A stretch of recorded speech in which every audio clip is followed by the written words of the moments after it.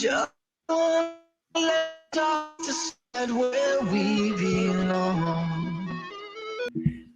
And you are watching another edition of Devil's Daily Podcast, or whatever we want to be, Kyle. No, appreciate everybody being here. Obviously, I had to throw a little bit of jabs to all my Rangers fans, one of them sitting next to me. But Kyle, what is up, my man? Apparently, I guess the Devils are. And I guess the Knicks are too, although dropping a game at home is not very good. Congrats to you and the Devils. How does Tom feel? Is Tom a Devils fan? Tom is a Rangers fan who is very salty. So, as is Vinny. But Kyle, we have not spoke to you since last Wednesday. We did not know who was going to be on the Jets. There are 7 players or so who are not on the Jets. We also have some signings to discuss of players who are new to the Jets. Coming in. Yes. So, with all that being said, though, how was your draft weekend? I don't know. I mean, I guess it was a little underwhelming. But I guess when you're not a quote unquote draft guy like you and I aren't, and there's a ton of people you don't know, you only really know some of the big names at the top of the draft. It's kind of when you look at an entire draft class, it's kind of hard to have like a really strong opinion until you start watching some film on them, which, you know, I kind of really just started to do. And I see that you're posting some stuff, but I mean, honestly, I even on draft day when they drafted the picks that they made, I wasn't super impressed. And even, you know, watching some film, I just finally got around to watching Jarek Converse Bernard today. I believe that's his name. And I don't think you're gonna like him, Joe, if you've gotten around to him already. My thing is though with Bernard Converse, and we have to learn all these names, and I've been learning them because obviously I try to get like 2 games in of each guy. I was not able to get to Converse just because at Oklahoma State he played free safety, I think in 2019 and 2020. And then, or maybe it was 18, 19, 20. And then in 21, 22, he switched to corner. So I was trying to get the film for 2019 Oklahoma State, but I didn't. So I'm going to wait on him a little bit. But did you watch him as a corner? I'm assuming. No, I saw him as a safety this past year against Tennessee. Hendon Hooker, dude, Jalen Hyatt smoked the shit out of him for a long touchdown. And this is so this is off the top of my head. They're in some kind of formation. He's a safety, but whatever the coverage dictates, the corner had to, you know, stay in the flat. And Hyatt is kind of like the number 2 receiver, I believe, on the play. He goes deep. Converse is like really slow to get in phase and turn and run with him. And Hyatt just pulls away from him badly for like a 40, 50-yard touchdown, something like that. So, you know, even though you project him to, you know, play as a corner, and I get that, you know, Jets, they're especially in their later round draft picks, they're high RAS guys. At least as a safety in the game that I saw, you don't really see his athleticism. It doesn't really like translate. Like sometimes you can see a guy who's a great athlete, but he just doesn't really have the technique. I just didn't really appear to see a great athlete in the one game that I saw. So yeah, you know, that's when you read about him, like sticky hips and things like that. But I thought that he switched to safety or switched from safety to corner when going to LSU. So I guess he played some safety reps at LSU as well, which I didn't know, which is obviously I have to go and watch him, but I've only really kind of heard things about him. He's the only guy who I haven't actually watched a game or 2 of.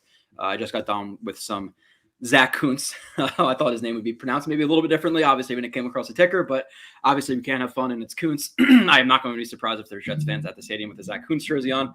But Kyle, before we even get into all the draft, which we'll go pick by pick, we have plenty of signings to talk about now. We have holes to potentially talk about that the Jets have to fill, but came out that, which I don't want to do, we don't do this stuff too much, which likes and all that stuff are appreciated, but we don't necessarily talk about the website a lot, but the fact that the numbers for the website came out recently, and we are the number 1 visited, or the number 1 most visited Jets website in the entire world, is a pretty big milestone, you know. So for March, we almost had 1 million page visits. So that made us number 1 in the entire world for JetX. So it's been about 3 years of the site, and we're excited for where it's going. And we're excited where it's at already in the 3 years. And we appreciate everybody who not only watches the YouTube and, you know, reads the articles from Rivka and Nania and Sabo and all those people, but the people who actually subscribe to the website. So I just want to thank everybody for that, obviously. Quite the milestone. So Kyle, any thoughts on JetX number 1 Jets website, at least for now? Yes. You're interesting, Joe. Sometimes like you're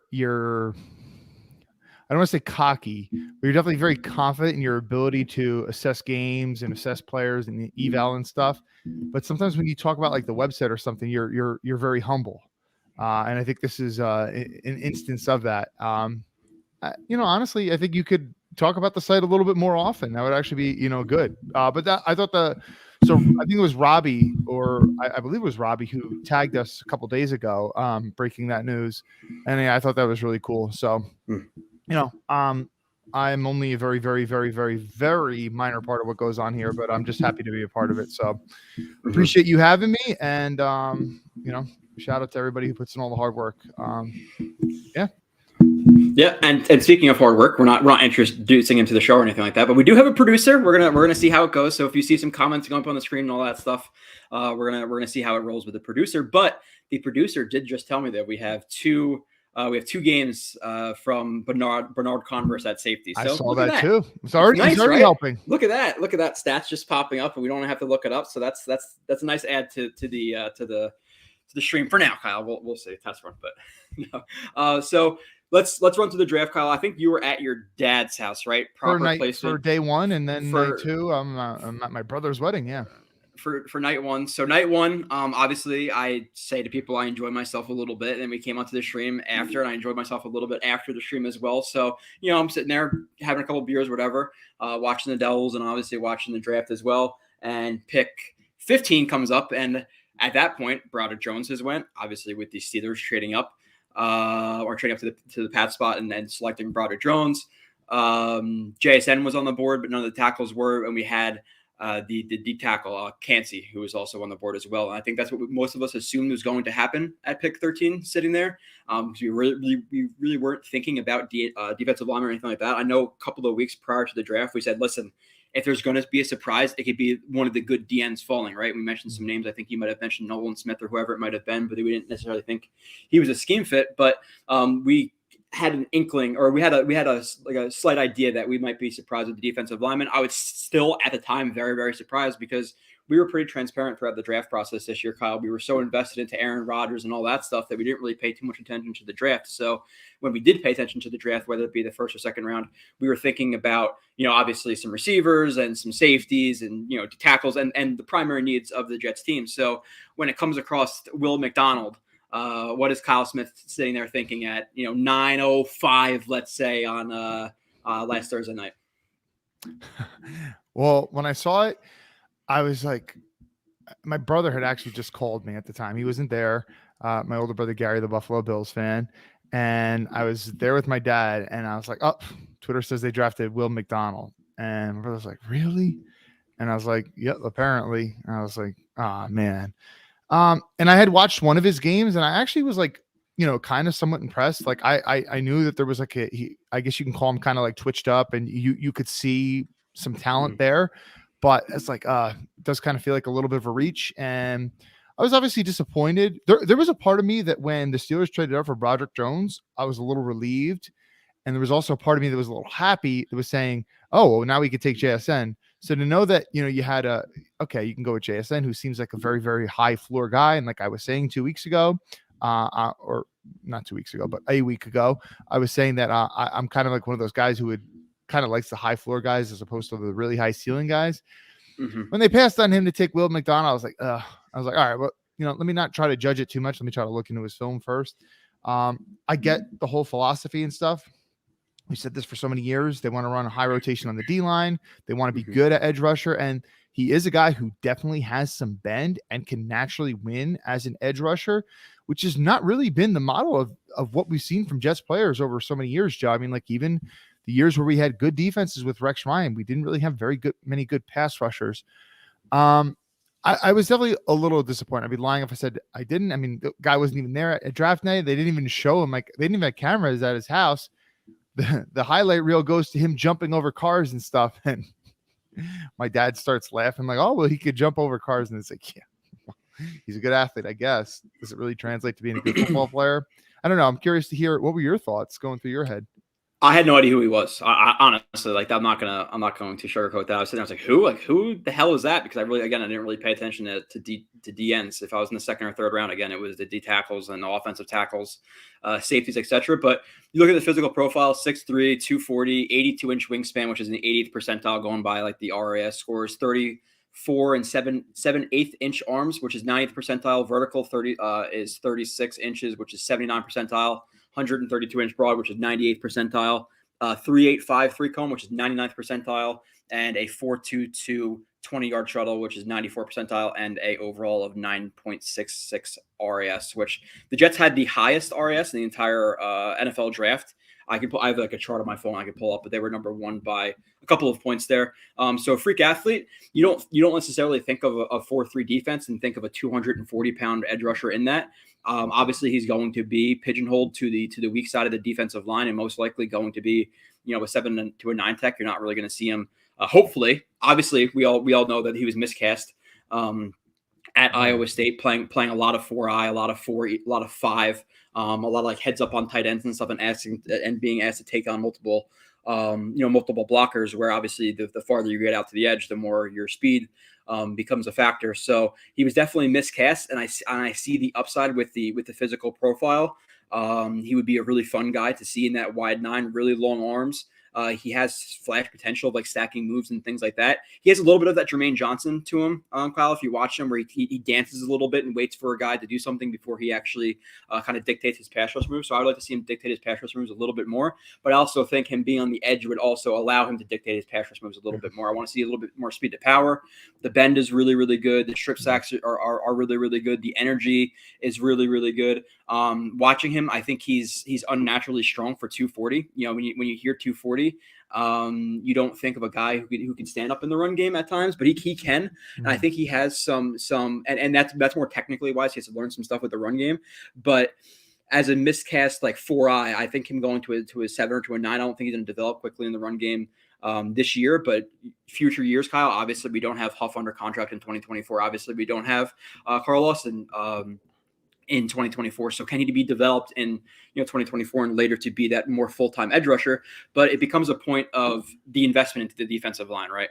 Like that's what we're going to talk about now, because we had a top 5 unit, I believe, last year in terms of capital invested, however they quantified that, whether it be draft picks or salary. But you have Quinnen Williams, who is going to make let's just say $25 million even a year, right? And he played at about 60 to 70% of the reps last year, but let's just say a solid like 65% of the reps.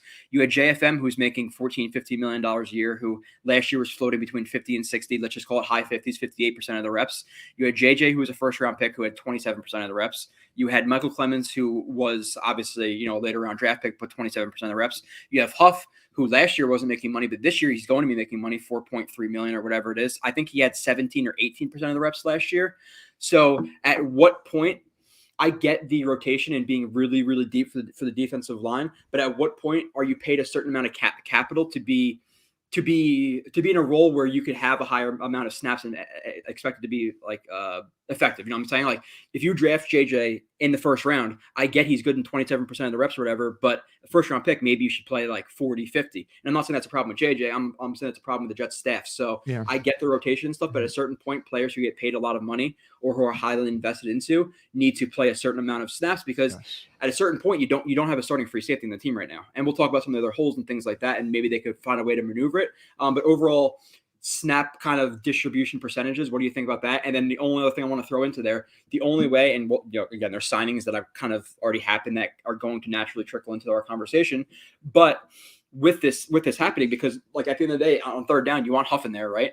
JJ is going to be sitting down, but you want Huff, Lawson, and McDonald. So you're already going to be having JJ sit on the bench, first round pick on third down, which is not necessarily ideal in terms of, again, the capital invested into him. But is there a possibility, Kyle, that JFM moves a little bit more to the inside in this instance? Because, again, JFM's making a lot of money to sit on the bench on third down if you're going to have McDonald or Huff or whatever. And I get they would split up reps and, nobody would be like the pure third down guy. But at a certain point, do you move him inside and say, okay, Q and JFM is our best combo inside, with obviously being able to have guys like Lawson, JJ, McDonald, Huff all on the outside? It's a ridiculously deep defensive line at this point. So that's kind of what I've been thinking, and I've been when I naturally react to, I'm like, what the hell's gonna happen at defensive line? You think about it a little bit more. Again, I don't love the fact that they're investing so much capital into not a lot of snaps, but is that a thought in your mind that JFM moves a little bit more inside to get these defensive linemen on the field more? Okay, well, the first question you posed to me about in terms of the snap percentages, I mean, I think you said it beautifully and eloquently. I couldn't have said it any better myself. I mean, I literally had the same thoughts, but you said them better than I could. I mean, yeah, if you're investing back-to-back first-round picks in defensive end edge rushers, there's no way. I mean, they're not going to live up to the value that you're investing in them if you don't play them more. I mean, like, listen, you're playing a guy 27%. Obviously, it's going to go up for JJ this year. It has to. Yeah. But if he's only playing 27% of the snaps, he's not living up to that draft capital that you invested in him. In terms of what you asked me about JFM getting kicked inside, I think that's absolutely has to be what is going to happen this year. And I've been on record for so many years, ever since this guy's, I believe 2020 was his first year with the Jets, in a major role. And I've said from day one, I'm on record so many different times saying he is better on the inside than he is on the outside. And just mostly because of need. I mean, if you remember 2 years ago, Bryce Huff had a great year as a pass rusher last year, but he missed a ton of games the 2021 season. So, kind of out of necessity, JFM, was playing on the outside a lot, but that's kind of really, he's miscast in that area. I mean, like, JFM is he's a fine athlete for a defensive lineman, but no one would say that JFM is twitched up or anything like that. I mean, he's 275 pounds. Mm-hmm. So, I mean, like, he's naturally going to be better on the inside, and he is, and the tape backs it up for years. So you're going to see him playing on the inside more. And they just got Big Al Woods. So, maybe some of those early, those obvious, let's say it's second and short, get JFM off the field, put Big Al Woods in there. And then you save JFM for, third and long, put him next aside Quinn and Williams. So yeah, I think you're going to see a lot of that.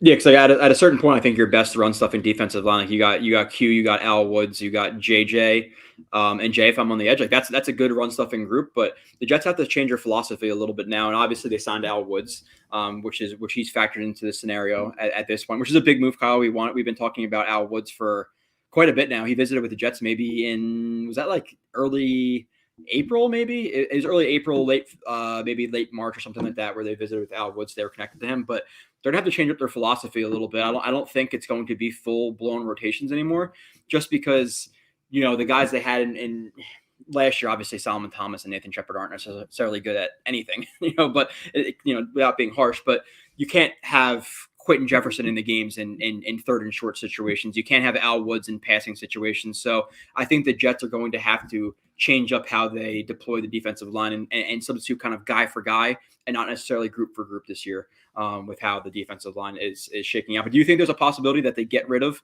Carl Lawson, or do you think this is a move where JFM, because again, the only way it makes sense if Carl Lawson's on the team, if JFM moves inside, if it's a situation where JFM stays on the edge and Carl Lawson stays on the edge, and then at any moment's time you have a combination of, let's just say it's JFM and Carl Lawson on the edge. It's JJ, first round pick, Michael Clemens, Huff, who you just paid $4 million, and another first round pick all sitting on the bench. Like, it just would not make sense. The only way it makes sense is to move him inside. If not, he has to be cut at that point, right? Yeah, I don't think they're going to move on from Carl Lawson. Just don't see it happening. I don't see any team wanting to make a trade for him, even if it's for a late round pick. I just don't think a team's going to want to take on the salary of a guy who's tore his Achilles in 1 year and then apparently tweaked it the very next year. And he's had a long history of injuries and, was certainly a little underwhelming last year. Mm-hmm. I don't see a team making a trade. And I think that the Jets, JJ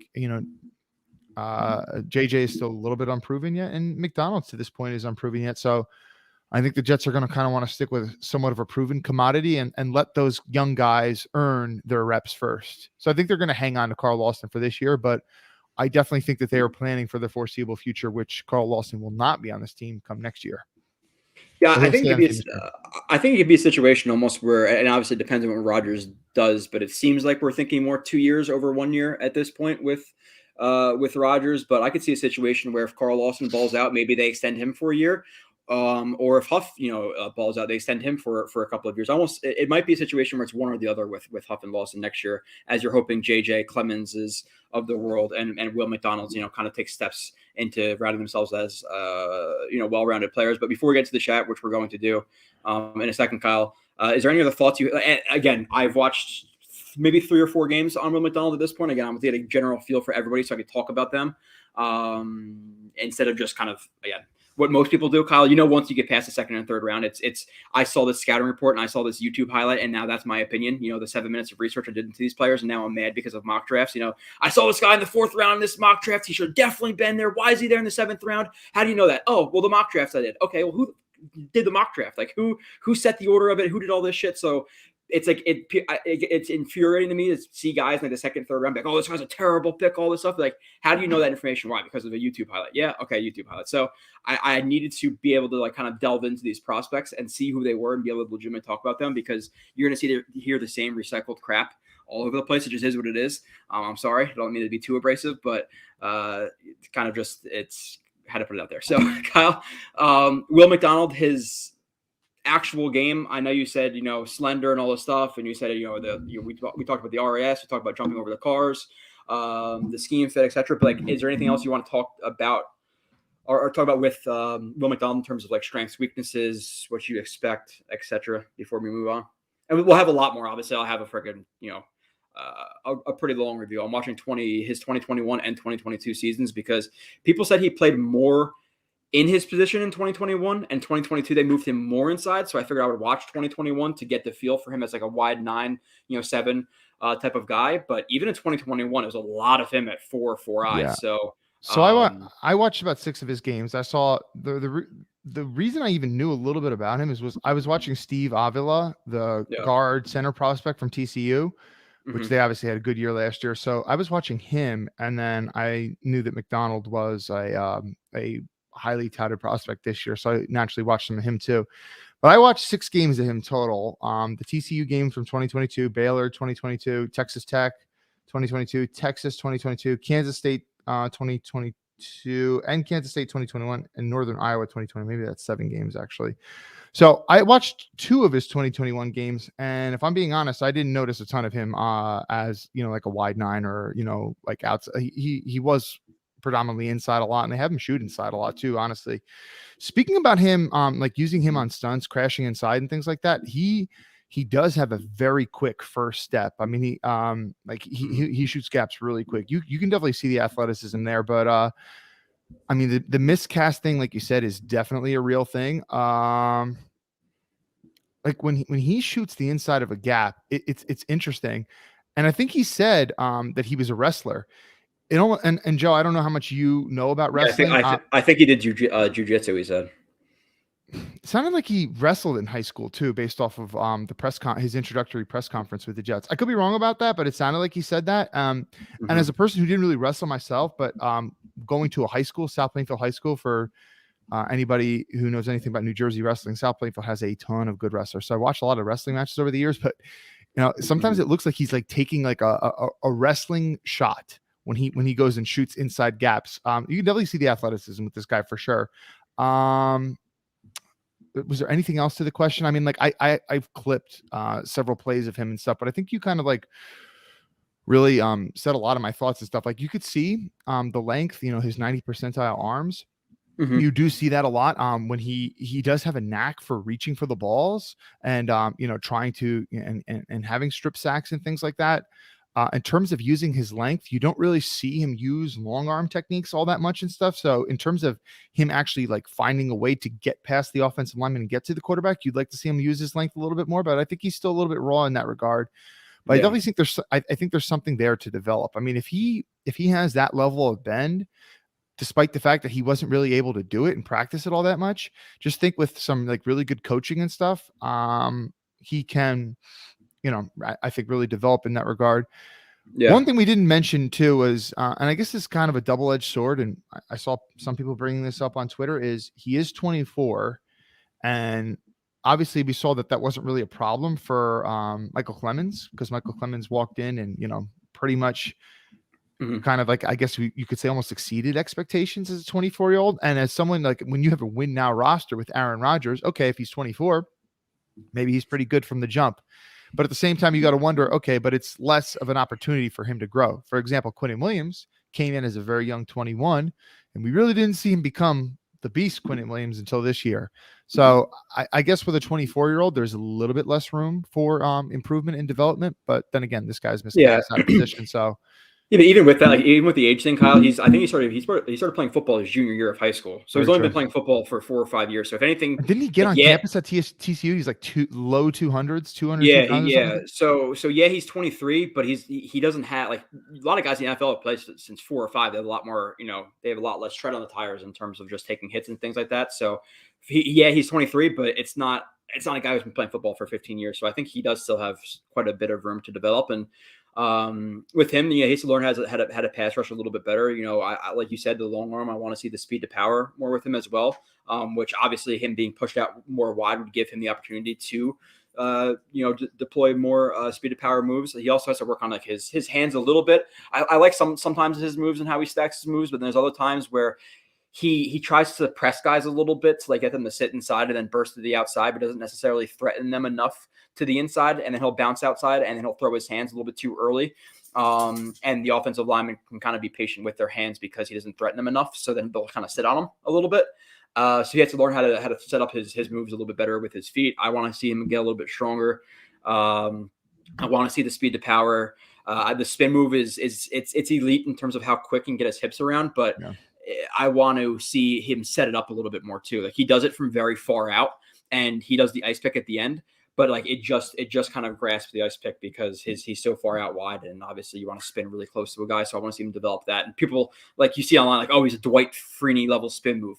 Let's chill. Let's chill a little bit on a Dwight Freeney level spin move because Dwight Freeney is Dwight Freeney. Nobody's had a spin move like him. Yeah. Now, does he have the capability to swivel his hips like that? Yeah, sure. But Dwight Freeney's spin move was one of the most technically sound things you're ever going to see. Will McDonald's people knew that move was coming and they still couldn't stop it. Yeah, exactly. So we'll see him develop with that, but and we'll have a lot longer reviews of him and exactly his strengths and weaknesses, and I'll go over that stuff in articles, and maybe I'll read it once I really formulate the list. But Kyle, I don't know if you've seen my computer. I probably showed you before, but it's like a crazy mess of notes with all these guys right now. So nothing's like formulated like one by one strengths and weaknesses.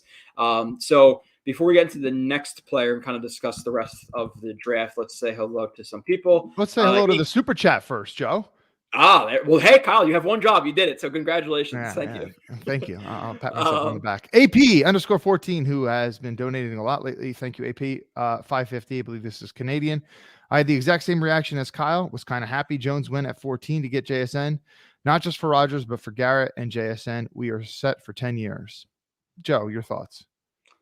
Not just for Rodgers, but Garrett. Is he saying he wanted JSN here? Yeah, I think he's saying like both JSN and Garrett would have been happy with that because like boys reunited.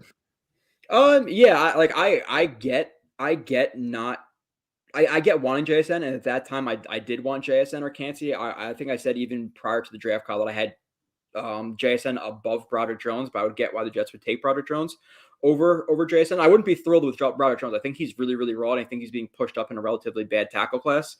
So I don't think he'd necessarily been worth the 15th overall pick. So I was rooting for JSN, but I get.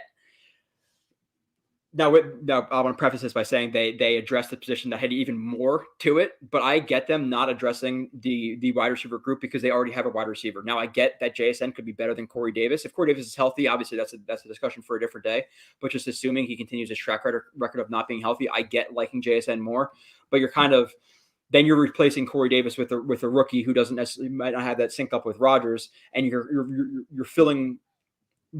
replacing a strength, kind of like you're getting rid of Corey Davis to bring in JSN. You can fill something else. Now, again, I expected that to be, offensive tackle or maybe defensive tackle, not necessarily D end. So I didn't see it as a need with JSN. So I get them passing him up, even though at the time, and probably even now, I would prefer JSN. I could tell myself more of a story with JSN over McDonald. I'm not going to come back and be like, have a revisionist history and say, I absolutely love the pick at the time of the pick. Now, can the pick work out next year, 2 years down the road? And if freaking Will McDonald is sacking Patrick Mahomes on 4th and 8 in the AFC Championship game, I'm not going to give a shit. And if he's really good next year, I'm not going to give a shit. But it's more about, again, getting the maximum amount of like input to your team in terms of like making an impact on the field. And I just felt the position of more need could have maybe been addressed, or maybe been addressed. But then you really look at the draft and you see what was there. It was really Kancey or JSN we were rooting for. Kancey is a guy who's historically short arms, who's never really nobody's ever really produced with the short arms he has in the NFL. And then JSN, again, if they're comfortable with Corey Davis, it is what it is. So I understand the pick more than I did at the time, and I think every single Jets fan is going to kind of tell themselves that story. But we looked into it at least a decent. I feel I'm definitely more comfortable with it now than I was at the time, Kyle. So I definitely didn't answer that correctly, but that's kind of where we went. So you answered it the way you wanted to. Yeah, I think I'm kind of with you. Like I'm being honest. Like I probably could have talked myself more into Kancey if he was indeed the pick. But I'm telling you, on draft night when I saw Will McDonald as opposed to Kalijah Kancey, I would have preferred McDonald. So wow, I was not the biggest Kancey fan in the world. Okay. So let's keep going through the chat. Jets signed Al Woods, which we know. Kyle, we didn't really mention that too much, but this is something that we discussed. Now, it's not necessarily a guy who fits like the Robert Saleh, scheme. You don't really see guys who are 330, 340, whatever he is as a defensive tackle, nose tackle for the Jets. But I think they're going to get away from some stuff they've been doing in the past, and they saw this guy as the best run stuffer on the market at this point, and they were going to have a problem in the interior, whether it be JFM on the inside, whether it be Solomon Thomas, whether it be whether it be Quentin Jefferson. There was really no run stuffer on the team other than Quentin Williams, so you really need to address the spot, and I'm assuming it's not a massive contract. I'm expecting, $3, $4, $5 million a year, maybe for Al Woods to play 35, 40% of the reps, whatever it may be. But they needed a legitimate guy because the Jets got blown off the ball quite a bit on 3rd and 1 short yardage situations last year. So having a guy in Al Woods who, watching a Quentin Jefferson film, I was like trying not to get myself excited about Al Woods, but there's a couple times I was watching Jefferson's run defense. I would see Al Woods standing up 2 guys like a freaking brick shithouse and just tackling the running backs. Like, damn, that guy's pretty good. So I liked Al Woods passively watching him. Now, obviously, we have to see the price and all that stuff, but I really, really like what it adds to the defensive line. You can't have 1,000, different types of DNs and then not have a run stuffer at defensive tackle. So it made a lot of sense. We talk about it a lot. We talk about this being probably the second biggest need going into the draft. And I get that signing it with a Calais Campbell, would be a little bit more sexy. But I think the pairing of Quentin Jefferson and Al Woods can almost like be one Calais Campbell. So I really like signing of Al Woods. Again, not sexy, but something that is it's an important role for the defense, especially when you're trying to go for it all. And this move kind of signals that, right? Like you're not going to sign Al Woods if really, let's be real. The Aaron Rodgers trade signals that, right? We don't have to talk about Al Woods signaling Super Bowl, but what are your thoughts on the move? Oh, yeah, I definitely like it. And let's say it's $3-4 million, like you said. Take that as opposed to what Fadu Kasi got, $9-10 million a year. And it's like nobody's saying that Al Woods at 36 years of age is what Fadu Kasi was going to be, but for at a third of the price, you'll take it any day. And any team, regardless of whether or not you run, like a really, like this is not the Robert Saleh wants guys on the interior defensive line to be penetrators, but at the end of the day, you still do need guys that can stuff runs, on 2nd and short, 3rd and short situations. Teams are going to be more likely to run the ball. It doesn't matter if you have penetrating guys. You need guys who are going to be able to stop the run. Any defense needs them, some more than others.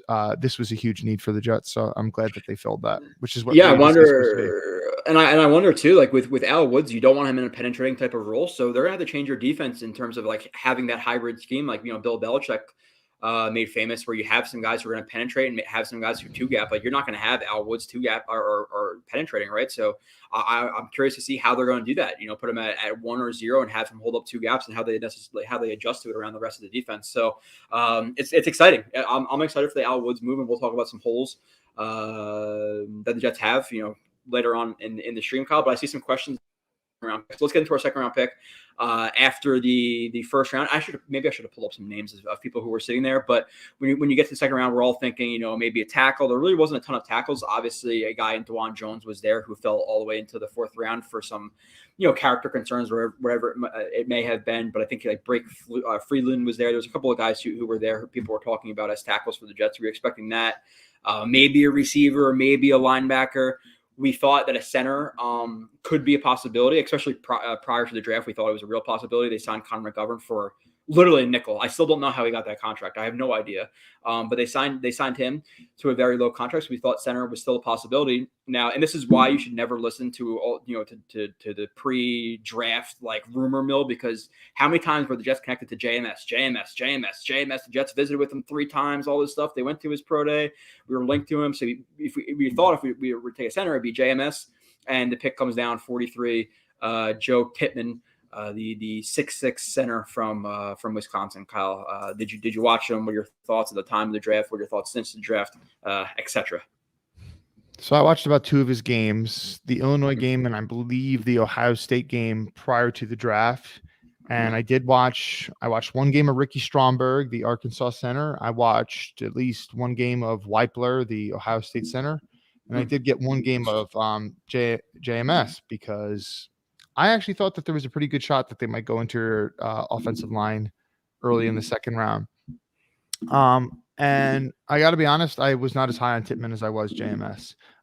Granted, I didn't get to watch a ton of these guys. I thought that JMS was more sound, but I guess when you go with a guy like Tippmann, you're going more of the upside. And I do think that, apparently there's a bunch of rumors that the Jets were going to draft Jahmyr Gibbs if he was there at 15 for them. But obviously the Lions took him at 12, so he was not there. Who the hell knows if that was true? I mean, we didn't hear a word about that prior. And, I don't see why it would really help the Jets to leak that information after the first round. So, I mean, could it be true? Could it not be? But anyway, what's the point of me bringing that up? The point of me bringing that up is Aaron Rodgers had about 60% of his passes completed to running backs last year. And even if you watch a lot of his Green Bay tape going back the past couple of years with Nathaniel Hackett, he loved getting the balls to backs in space.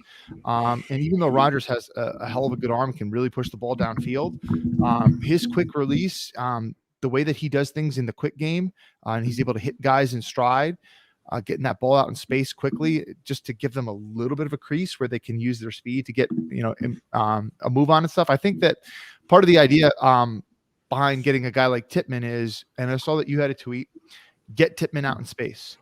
The guy can move for a 6. I mean, when you think of 6'6" and he can move like that in open space, it kind of reminds you of Mitch Morse, the center of the Bills, who his big knock his whole career has been health. And even with the Chiefs, he had like a bunch of concussions and things like this, but this was a guy who came in from year 1 and he had instant impact with the Chiefs. And they would do a ton of pin pulls, get him out in space, screens, things like that. I think the Jets are going to try to do something similar with Tippmann. And you love that about him.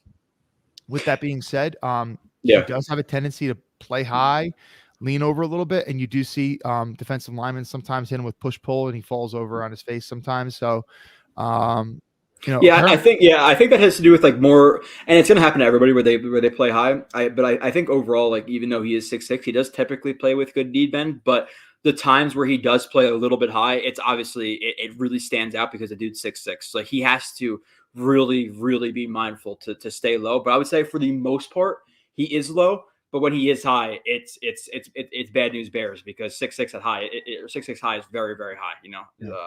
For lack of a better term. But I like him, and I can't say I necessarily like watch JMS like you. So kudos for. There's only one game, so I could be speaking out of my ass. Yeah, exactly. Like I've watched 2 of Tippmann. I have a lot more to watch. I'll watch his entire last year, and I'll formulate even more of an opinion of him. But I like him pretty good in pass pro. Obviously, you hear that he handled all the pass pro like duties in terms of like setting up the offensive line pre-snap for Wisconsin.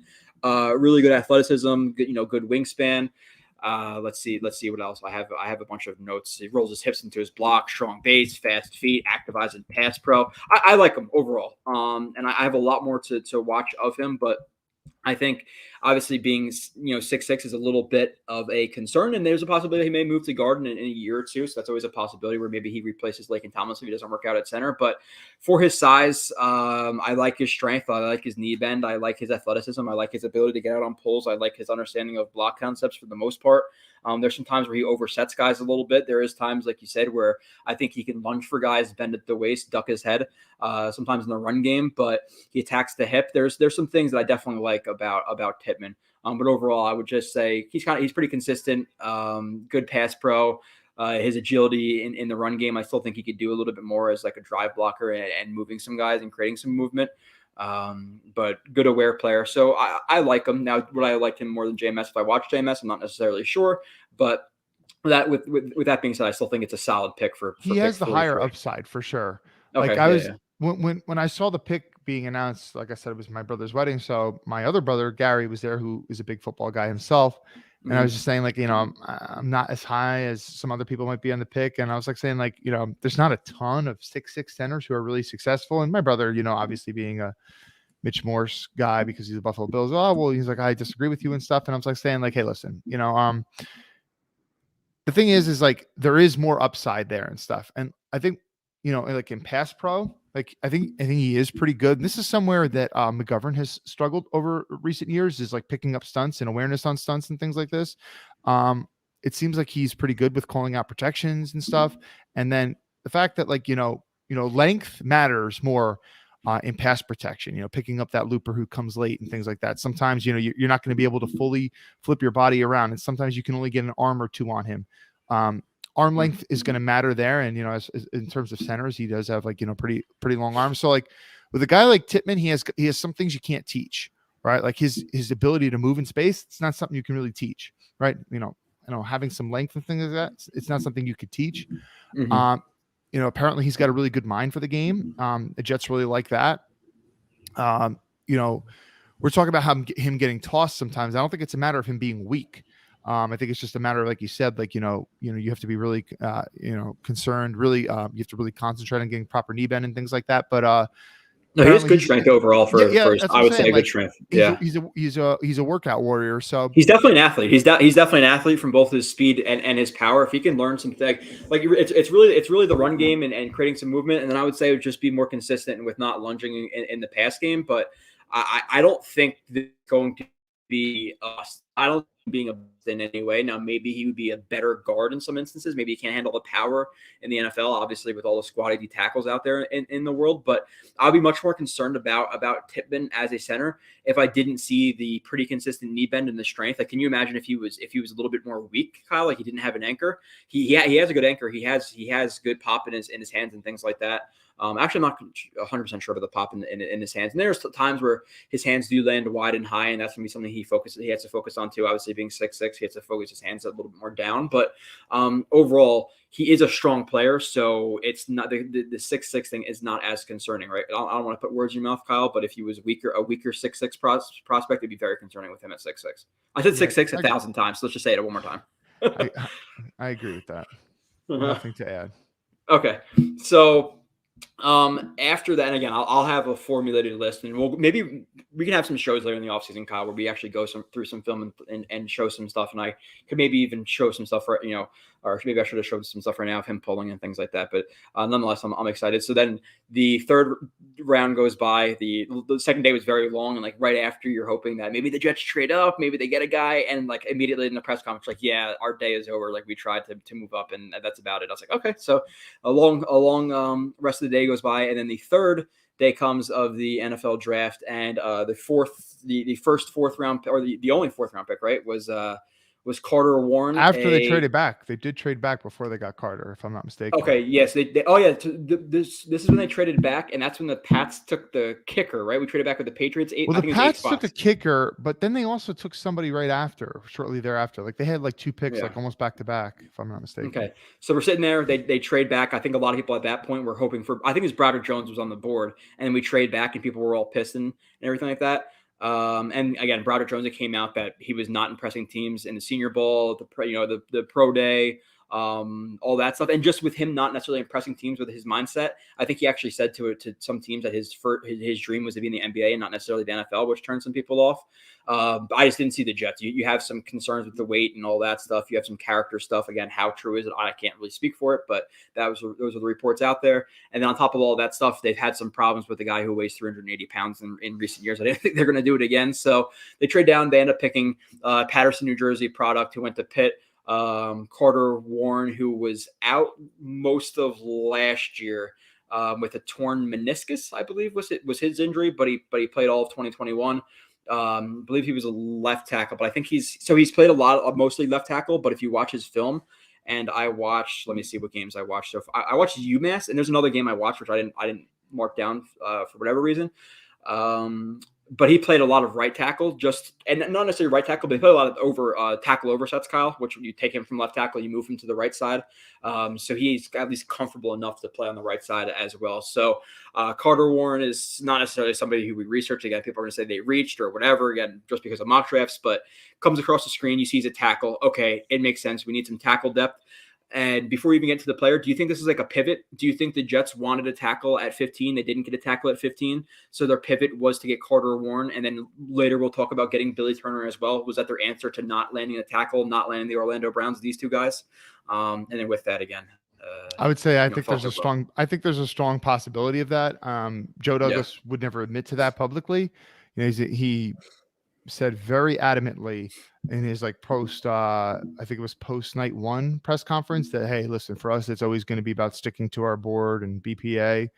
And that's true always to a certain extent. But at the same time, you're also, if you got the best quarterback in the world, and then you just so happen to have the best player on your board is a quarterback, you're not going to take a quarterback. So you do factor in need as well. And I do think that, hey, listen, we didn't get a tackle in the first couple rounds, but we've had issue with tackles the past couple of years. We got to protect Aaron Rodgers. I do think that was part of the decision for sure. And I mean, obviously they like the kid too. I don't think they just, who's the best tackle on the board? Let's go with that guy. I don't think that was it. I think it was a variety of things. A lot of people were saying that he probably could have been a day 2 selection if he had stayed healthy. But he didn't. So, and this is another guy who's also 23, 24, if I'm not mistaken. Carter Warren. Yeah. So I didn't watch that UMass game that you watched. I did watch his Tennessee game, and I started to watch his game against West Virginia. I think there's definitely things that you like to see there. He is pretty powerful. If he gets his hips low, gets a good hand placement, he can definitely move some guys in the run game.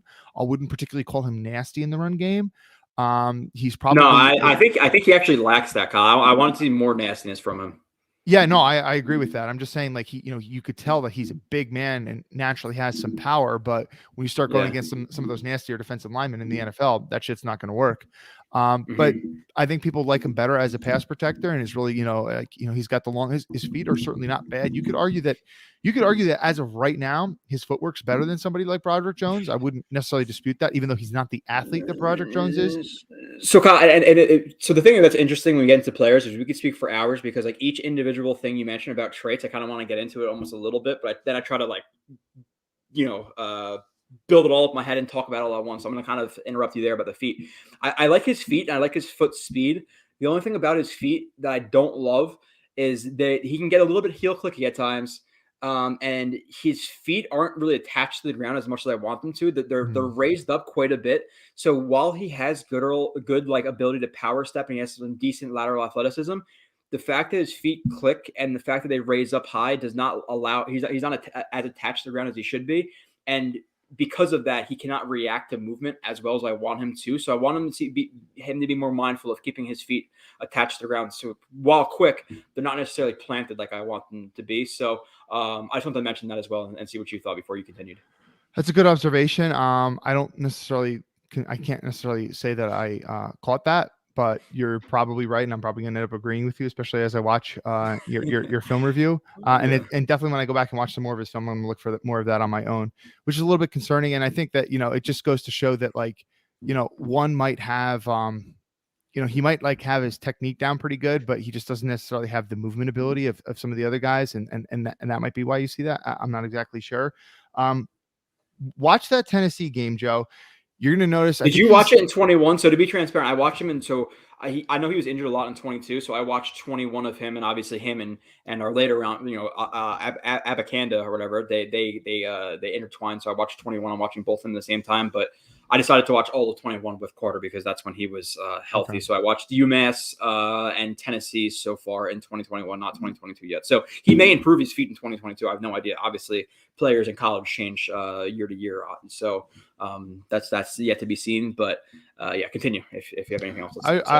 I didn't watch any 2021 yet. Only 122 game in full, and I like half of another one. Okay. And, yeah. So, but I'm just saying, like so I was watching, and I was like, man, this guy number 6 is beating him up pretty good. And then I Googled number 6. I had no clue who number 6 for Tennessee was. Apparently his name is like Byron Young or something like that. He was like a 3rd round pick for the Rams this year. So number 6, Byron Young, Tennessee gave him a little bit of trouble. So when you put on that tape, I think you'll notice that too. And Byron Young beat him. He beat him inside sometimes. Sometimes he beat him on the outside. Wasn't one of Carter's better games.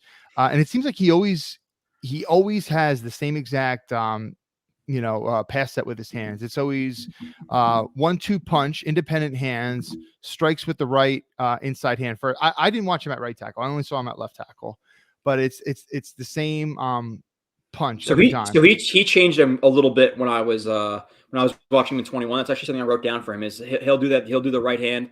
He'll get to a good set point with his shoulders nice and square, and he'll pull his left shoulder away, and they'll kind of attack that left shoulder, the outside shoulder, and then he'll replace that left shoulder with the right hand. And people are like, oh shit! So I like that ability to shoot with the inside hand. But I've seen him shoot with doubles. I've seen him shoot. Okay. I saw him shoot outside as well. But I'll be more mindful of that to watch as well.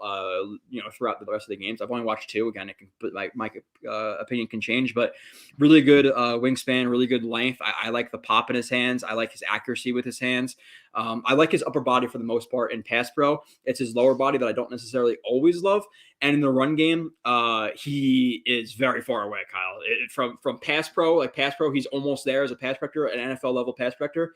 His run game, the way he plays high, his lack of understanding of run schemes, the anticipatory angles to take. We talk on the backside of runs, how to cut guys off. We're going to scrape over the top. His movement in the open field sometimes.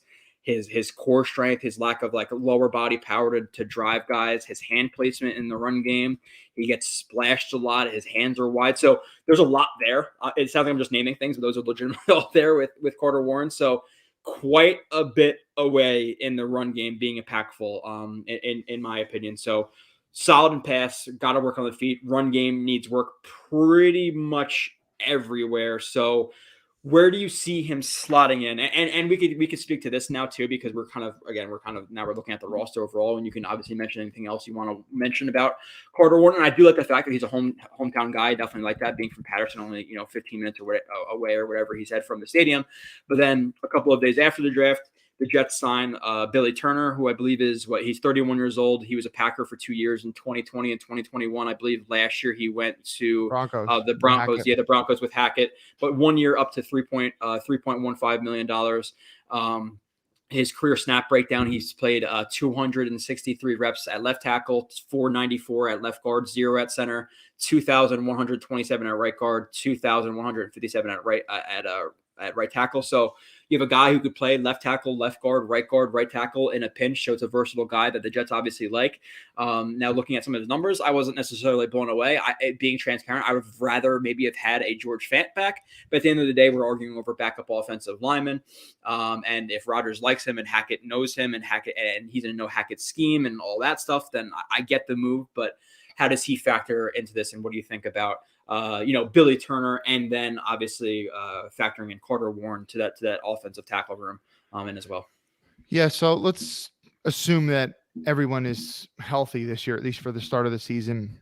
Mm-hmm. I think Dwayne Brown's got the left tackle job locked down, and I saw somebody saying in the chat, why do we assume that Becton's going to be a right tackle, not a left? Well, he was right at the beginning of the last season. They had Dwayne Brown. Dwayne Brown was the left tackle. Dwayne Brown has never taken a snap. I don't believe one single snap at right tackle in his entire career. Could be wrong about that, but it's at least 99% of his snaps have been at left tackle. So I think Dwayne Brown, they spoke very highly of him. They wanted him back because Dwayne Brown was contemplating retirement. He's the left tackle if healthy. Yep. I believe Mekhi Becton is the right tackle if healthy. I don't really anticipate there being much of a dispute there. Although some people are trying to make it to be like Rich Cimini on draft night after the Jets drafted Tippmann. He put out a little offensive line depth chart, and he had Max Mitchell over Mekhi Becton. And like I quote tweeted, it's like, dude, like, and I don't like. It's not like he even put like an asterisk because of like health or anything like that. But anyway, I don't know. I think he's just trying to like drive a little bit of controversy there, maybe. I don't know, but there's no way that if healthy, Max Mitchell is the starting right tackle over Mekhi Becton. Period. And then I think the number one swing tackle, whether it be left or right tackle, I believe if somebody goes down, rather than them moving AVT, because there's certainly a lot of chat about that. Some reporter asked AVT today, would you rather play guard or tackle? He says he doesn't mind. Well, the Jets mind. The Jets don't want him at tackle. The Jets want him to be a guard. They drafted him to be a guard. That's where he was playing last year. He only played tackle out of necessity. And I think that's part of the reason why they're investing heavily in tackle, signing Billy Turner, right? Drafting Carter Warren. Yeah, there's no way. There's like people have talked about the whole AVT could just be a tackle at this point. Like the Jets have confirmed it, and we think that there's no way AVT is going to move out to tackle unless there's an absolute emergency, right? Like we're going to keep him. Like he could be a good tackle, legitimately a good tackle. He was a good tackle last year for the Jets, but when I watched those first 2-3 games of him at guard, I was like, holy shit, man. So I really think AVT is going to be a guard long term. And then with you're thinking of Brown at left tackle, Becton at right tackle. Is that because, and again, I don't want to put words in your mouth. This is my thinking is Brown has only been on the left side. Becton's played on the right side before. And those are your two best offensive linemen, if healthy. So you don't want them competing for one spot. And then you have Carter Warren and Max Mitchell and Billy Turner competing for one spot. Like you rather split those guys up and let your best players play. And that's why Becton's going to be your right tackle and Brown's going to be your left tackle. Is that your thinking as well? I didn't think about it like that, but now that you said it, yeah, that is my thinking. Makes sense. Okay, makes sense. Yeah. All right. So either of those guys goes down, either one of those tackles goes down. Billy Turner, I think, is the guy to replace them. And then, God forbid, if multiple guys go down, then you might start to see one of these young bucks come in to replace. But I do think that Billy Turner is more likely to get playing time than Max Mitchell, despite the fact that he showed some promising signs last year. And despite the fact that Carter Warren, was a potential day 2 talent, I don't think that he plays over. Yeah, I could see Max Mitchell playing right tackle over Billy Turner if Becton goes down. Obviously, just seeing that Max Mitchell performs well in training camp. Because I don't think Billy Turner's some stud. He let up quite a bit of pressures in 20 and 21, even though Rodgers likes him. So, but again, you have Packers fans out there like, oh, bad move for the Jets. They're getting so much worse. It's like, dude, you guys are bitching about our tackle 4 or 5. Let's not argue about this, whatever. But the Jets obviously have the Blewett or Agbuehi as well, Kyle. So and just continue rolling on about him for a moment. Yeah, just rolling on with the offensive line because we've been talking about it, and then we'll get into the rest of the chat and the draft and all that stuff. But with that news, he signed Billy Turner. The Jets declined Becton's 5th year, which I believe was $13.2 million. I could be wrong. And listen, at the end of the day, like they could exclusive right tag him next year. They can franchise tag him if they really want to. But there's no way they're going to pick up a $13 million option when the guy hasn't been on the field in 2 years. So it makes sense. He's going to be motivated. We love that he's 350 pounds. We love that he's talking shit to Knicks fans, about the Heat on Twitter. I love that now. I'm a Becton stan. So he's changed, my opinion, changed of him a lot last year. I think he's definitely grown up a little bit and realized like, oh shit, I got a kid now. I got to grow up because at the end of the day, he did get to nearly 400 pounds. At the end of the day, did the big bust stuff, which didn't necessarily, it kind of turned us off a little bit, but really rooting for Becton. But it was obvious that they were going to decline his option. And then the other news, Kyle, about the offensive line was that, did you see the AVT interview today or no? No, I just saw some quotes from it. Yeah, so he said he came out and said he's expected to be ready to go by camp, which is awesome. Yeah. Like it wasn't necessarily talked about when he's going to be ready, but for him to be ready by camp is great. So, what are your thoughts about AVT being healthy? Which obviously you're going to say, yeah, it's great. And then the Becton thing, and then how does the offensive line shake out? Because at the end of the day, like we have 5 or 6 tackles now. We have a couple of interior guys, so all of them can't make the roster. So, how do you see the offensive line shaking out? Obviously, being very early May 3rd, but what's your prediction at this point for oh man, who's going to make the roster and who isn't? Oh geez, that's too hard to say at this point. Out of all the tackles that we just talked about, and you just kind of threw Agbuehi in there at the end, it seems like if any one of those guys would get cut, it seems like he would be the most likely candidate. Would you agree with that? Out of all the guys, you have Max Mitchell, who's a 4th round pick. You have you're not going to Carter Warren. You just signed Billy Turner, so unless you're cutting Becton or Brown, it would have to be Agbuehi who's going to be cut. I'm assuming they're not going to draft or have a 6 tackles on the roster. So right now I'll go first, Kyle. I would guess it's those 5 tackles. Obviously, the way he being cut, I think they carry 10 total. I'm gonna go. You have the 3. We could say the 3 of last year of Laken Tomlinson, Connor McGovern, and ABT on the inside, right? So that's already at 8. And then who are your 2 primary backups from there? Obviously, Tippmann's going to make the roster. McGovern's going to make the roster. So that's 9 guys already. Do they carry 11? Because if you're carrying 11, you're carrying Schweitzer and Cologne. If they're only carrying 10, a lot of people seem to like Schweitzer over Cologne. And I think that's because he's seen more reps. But watching both guys, I like Cologne more than Schweitzer. So I don't necessarily know how the contracts work out in terms of cutting Schweitzer. I'm assuming he didn't get a massive guarantee with the Jets. But I'd rather have Cologne over him. So I would think they carry 10 and Schweitzer actually gets cut. But I could easily see them keeping 11 and Schweitzer still here. So, but they have a lot of depth now. And again, I would have rather Orlando Brown would be great and all that stuff. But at the end of the day, they didn't land him. And having 5 tackles who could play is not a bad thing. Again, you don't necessarily have studs, but you have capable guys. And the Jets at a certain point you can't really prepare for 7 of your guys, 6 of your guys going down like they did last year. But having 5 or 6 guys who can play, while not necessarily star-studded at the top, I think it's a well-rounded group with some good depth at the minimum. That's the hope. That is the hope. I guess we'll see. Do you want to move on to running backs? In terms of Schweitzer Cologne, I can't really comment because I didn't watch Schweitzer yet. I did watch one game of Cologne. Wasn't super impressed, but didn't sound like you were either. But you sound like you were a little bit more impressed than Schweitzer.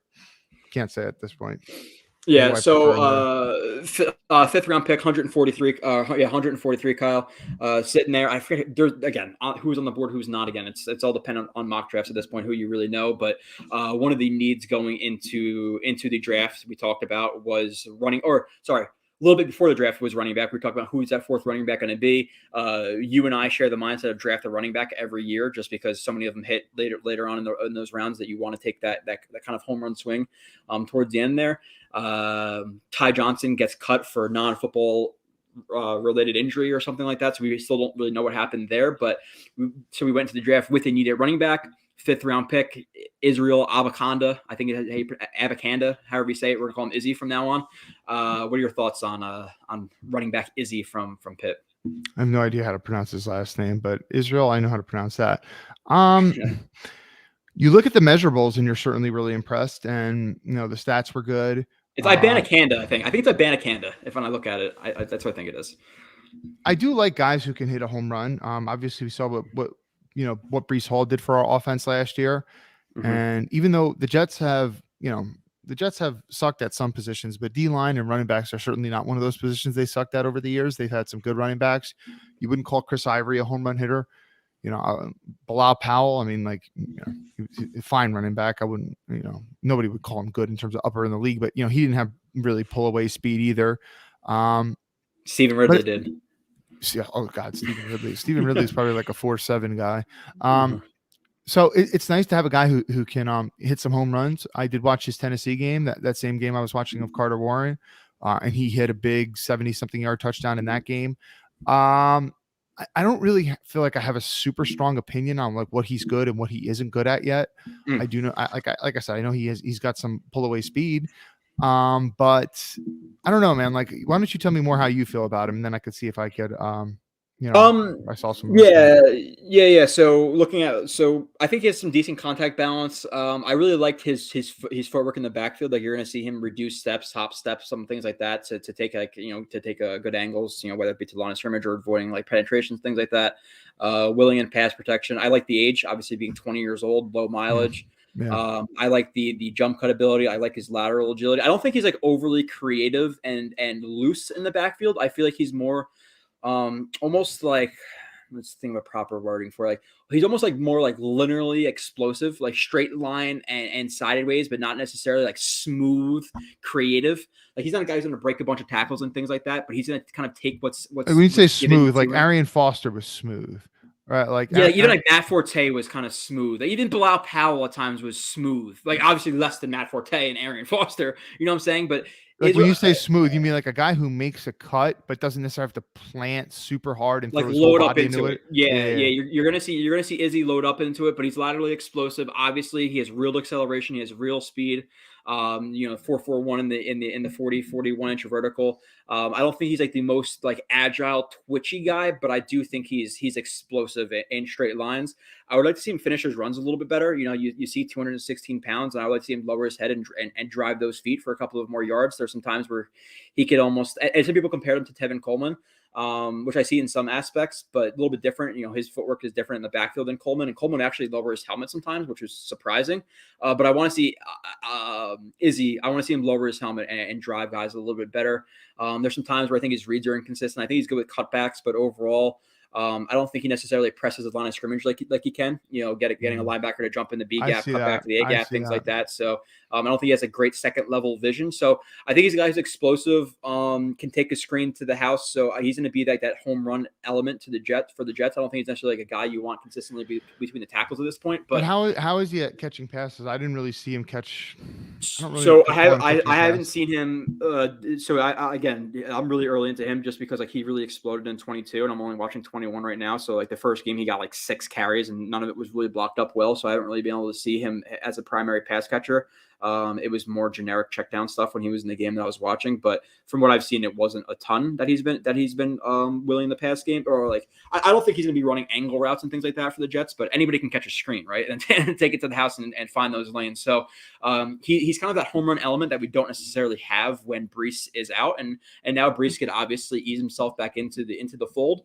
And with this all being said, like we needed that running back, and I like Izzy, but at the end of the day, who's to say Michael Carter wasn't injured last year and he doesn't bounce back? Like I get being low on Michael Carter because of last year, but let's not cancel him out because he could easily be what he was in his rookie year. So we have to see what he is. Zonovan Knight exploded for a game or two. The Vikings, some of those games later on in the season. But then he kind of slowed down. Obviously, a part of that's the fact that you're playing with Joe Flacco and Zach Wilson. You don't really have much out of the box there for Zonovan Knight. But how do you see the running back room shaping up for this year? I'm not, you don't have to give me like an actual snap percentage wise, but people automatically assume that Izzy's going to be running back too. And Breece might be out on IR and all this stuff now, but how does Kyle Smith on May 3rd see it shaking out? I haven't heard any of that Breece on IR stuff. That would be very disappointing to say the least. I think that early in the season, they're going to try to, slow walk Breece Hall back into things. Who even knows if he even suits up week 1? I really hope he's not on IR. But Breece Hall is definitely running back 1. There's no dispute about that. In terms of who is running back 2, I still do want to say Michael Carter, but things can change so quick with a running back. I don't think Michael Carter is necessarily washed up yet. He's still a young running back. It probably was an injury nagging him last year. I don't think he just all of a sudden forgot how to play running back. It wasn't like Michael Carter was like really, missing reads and missing the proper hold. It's just he couldn't break free from tackles. It could have been an injury, and sometimes you're nursing an injury and you don't have that same level of explosion. So who the hell knows exactly what was going on with him? Bam Knight definitely looked better than Michael Carter later in the season, but I don't know, he kind of slowed down as well. Bam Knight, I mean, like you love that he constantly, keeps moving his legs and stuff, but I think he's kind of a limited back. I want to say that out of the 4 running backs we just talked about, Bam Knight's probably 4, Breece 1, probably Michael Carter 2, and Izzy probably 3. But that could change, obviously. If Izzy shows some, home run ability early in the season, and Michael Carter kind of again still looks like he's quote unquote washed up Michael Carter that we saw late last year. You always change who gets the touches to the hot hand. So anyway. Mm-hmm. Yeah, so I would agree with you. I think Bam's the 4. I think obviously Breece is the 1, and I think Izzy and Carter compete for that too. But like you said with Carter, it wasn't the reads or anything like that. It was more just he couldn't break tackles. I'm like, how do you lose that from one year to the other? So it was so night and day. Maybe the positive like Jets fan side of me wants to think it's just an injury. Maybe he really does he's just underwhelming, but I just can't see it changing like that because he wasn't like that at Carolina. He wasn't like that in his first year with the Jets. So what was it? So right now I would pencil him in as running back 2. I wouldn't lose so much faith in Michael Carter at this point. But if he doesn't prove it in the first couple of weeks of the year where you're expecting him to have a little bit heavier of a workload because you're going to ease Breece Hall back into it, then guess what? Give those shots to Izzy and to Zonovan Knight. But Yeah, he had like that one game. We have some of the stats. He was the Panthers' top receiver out of the backfield with 24 catches in 2021. So I'm gonna look more into his pass catching ability. And then he had the game last year. I think he had six touchdowns. Virginia Tech, right? Yeah, which is ridiculous. So we got to get. I don't think that I was looking at the film that we have, and I didn't see that game there. I did want to see it though. So really? hopefully we have it now. Maybe I'm sure. Yeah, I'm sure it's in there. If it's his 2022 stuff, I'm sure it's in there because it should be. But nonetheless, moving on to the next pick, Kyle, 6th round pick, 184. Again, who was there? We could look at a list of who was there and who we might have known at that point. It would be like a save. I don't know if Christopher Smith was still there, who people were clamoring for, whoever it might have been. But Zari Barnes, linebacker, Western Michigan. You look at his build. I think he's a little bit. Let me see, 6'1", 232, so pretty light. I think he was a safety in high school and then converted to linebacker in college, or was a safety early in college and converted to linebacker. So it kind of follows the trend that the Jets like out of their safeties. Smaller guys who can move a little bit. But what are your thoughts about the selection? Did you look at him at all? Just overall thoughts. This one was pretty confusing to me, and it seemed like it was pretty confusing to some draft analysts as well. I mean, I think Brugler didn't even have him as a drafted guy. Whenever it gets into day 3, I have no clue who these guys are, so I try not to really pass judgment. And I do want them to I think every fan or pretty much most fans want their team to fill needs on day 3. So obviously we need some help at linebacker, especially when you think long-term with this team. Anyway, so again, this is another guy who apparently has good RAS score. You put on the film. What game did I watch? I watched I think it was maybe Ohio, where they played Ohio. I don't know, Joe. I wasn't super impressed. I saw a guy who was kind of lost in coverage at times. I saw some of the clips that you put on Twitter where, he plays hard. He shoots into the gaps on goal line and things like that. But I saw a guy. I could pull up a clip of him having a really nice forced fumble that he recovers as well. I think it's a guy who plays hard. When you see that mentality, you could see a guy. So apparently a lot of people project him to kind of be like a special teams guy. I could see that. I don't think that effort is a question with this guy. No. He moves pretty well, but it's hard to see, drafting a linebacker when the guy clearly he looks a little lost at times in terms of coverage. You tell me more. You watch more about this guy than I did. I only watched one game. Yeah, so I watched Michigan State and Ball State, which is 2 first games of the year. He's definitely raw. It's a developmental pick. I see him being a guy with really good athleticism, but who has to develop. Like you said, in coverage. With reads on the backside of runs, he could be a little bit late to trigger. His tackling definitely needs work. He leaves his feet. He doesn't run his feet through tackles. So in the NFL, there's gonna be some guys who break his tackles for sure.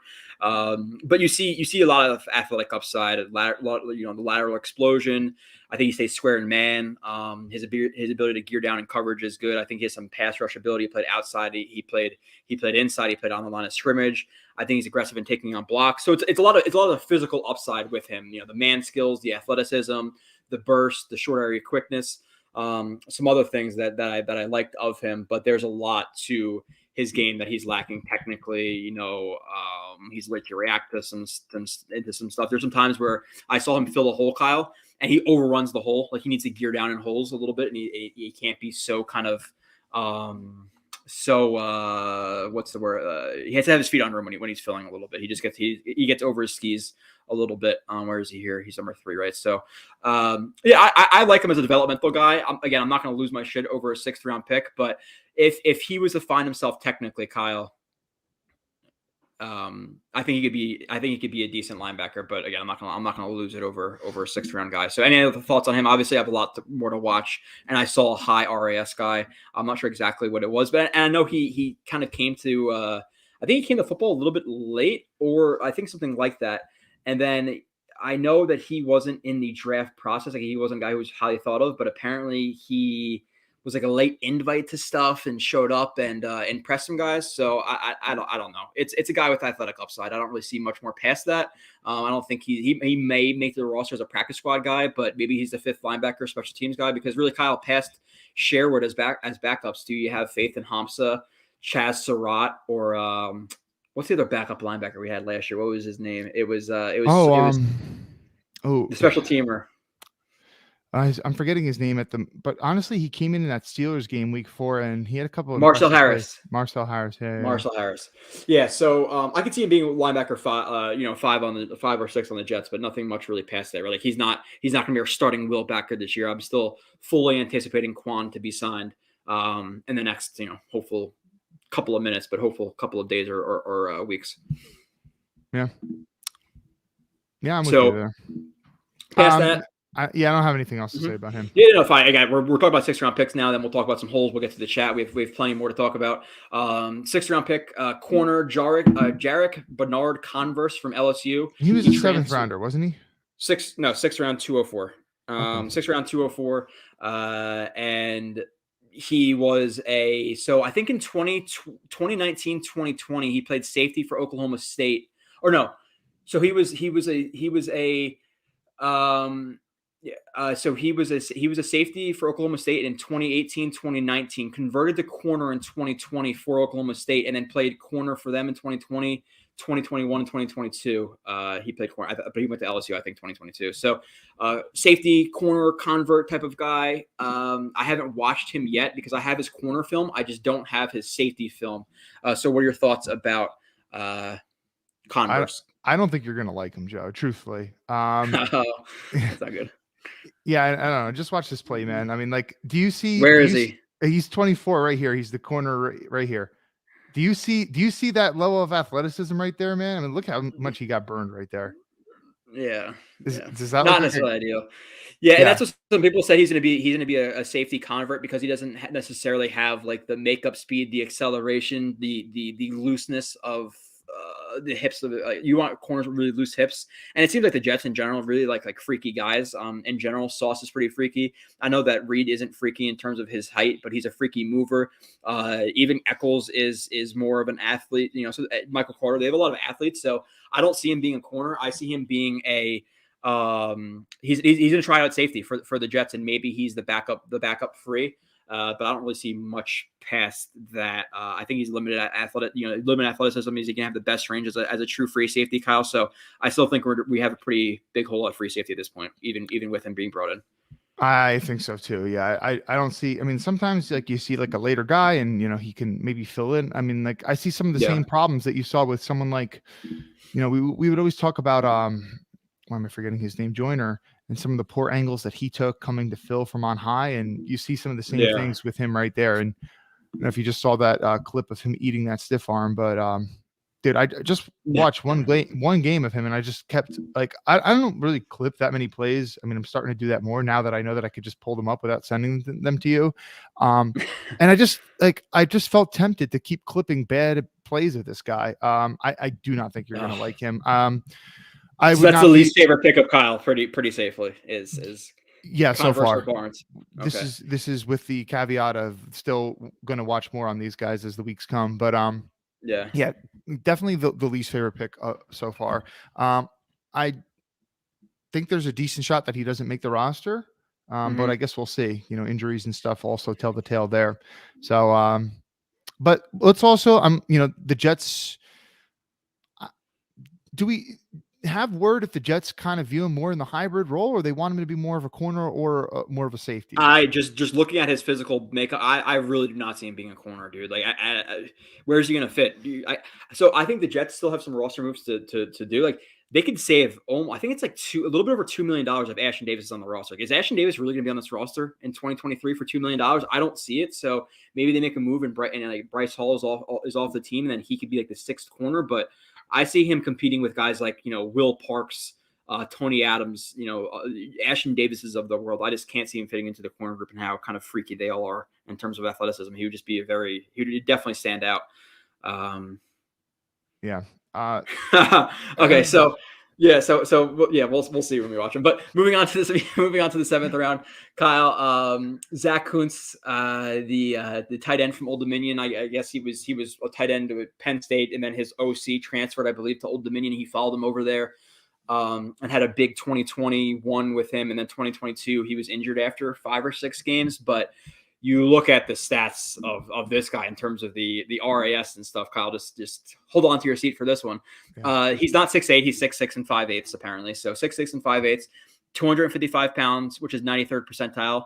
34-inch arms, which is 83rd percentile, 10-yard split, which was 1.57 seconds, which is 91st percentile, 40-yard dash is 4.55, 92 percentile, vertical was 40 inches, 97th percentile, 128-inch broad, which is over 10 feet, was 96th percentile, 3-cone was 6.87, which is 92nd percentile, 20-yard shuttle was 4.12, which is 93rd percentile. He benched 23 reps, which is 75% with long-ass arms and a lightweight. Perfect 10-hour RAS, the most athletic tight end to come out since RAS has been out there.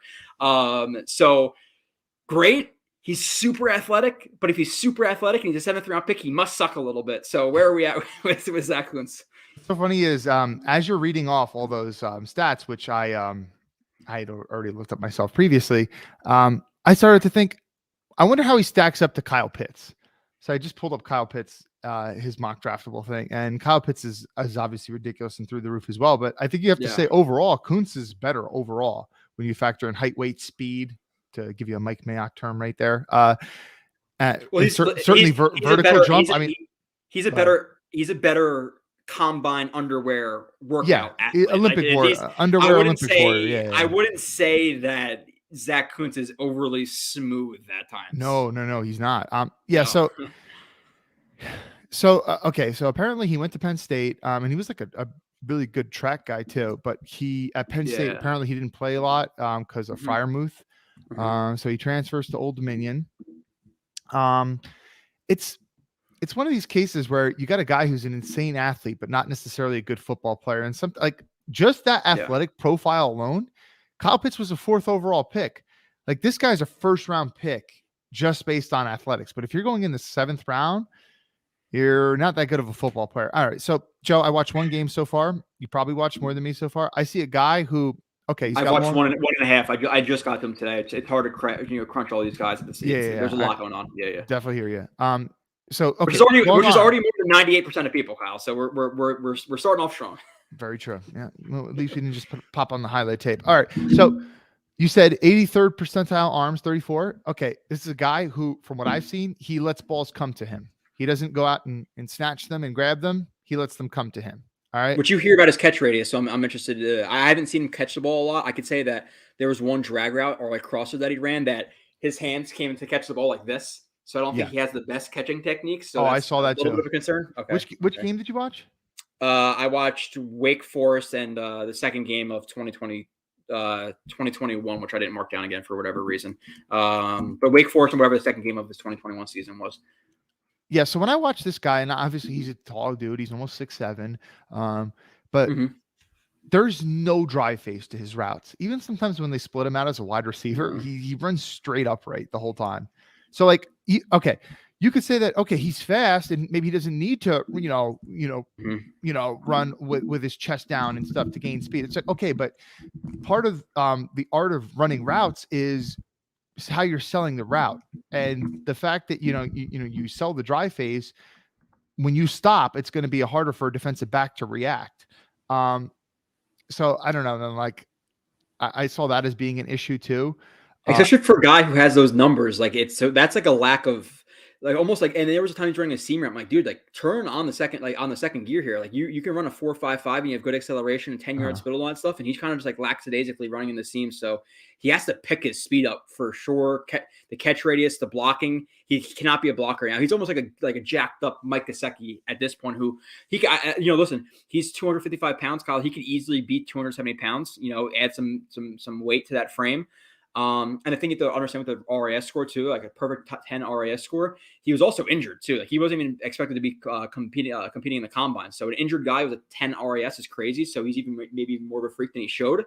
So he has potential, but he's got to bulk up a little bit. for sure. But in terms of him being like, I saw some people on Twitter like really gassing this guy up for a 7th round pick. And again, if you're that freaky, you must be really bad technically. I didn't see the drive phase, like you said. I didn't see the good catching ability. I didn't see good understanding of blocking schemes in the run game, late to react. Dude, every time they used him as a sifter, on the backside, he's completely overran it. Overruns it, or he loads up way too early and then doesn't bring his feet upon contact and literally doesn't move guys at all. So yeah.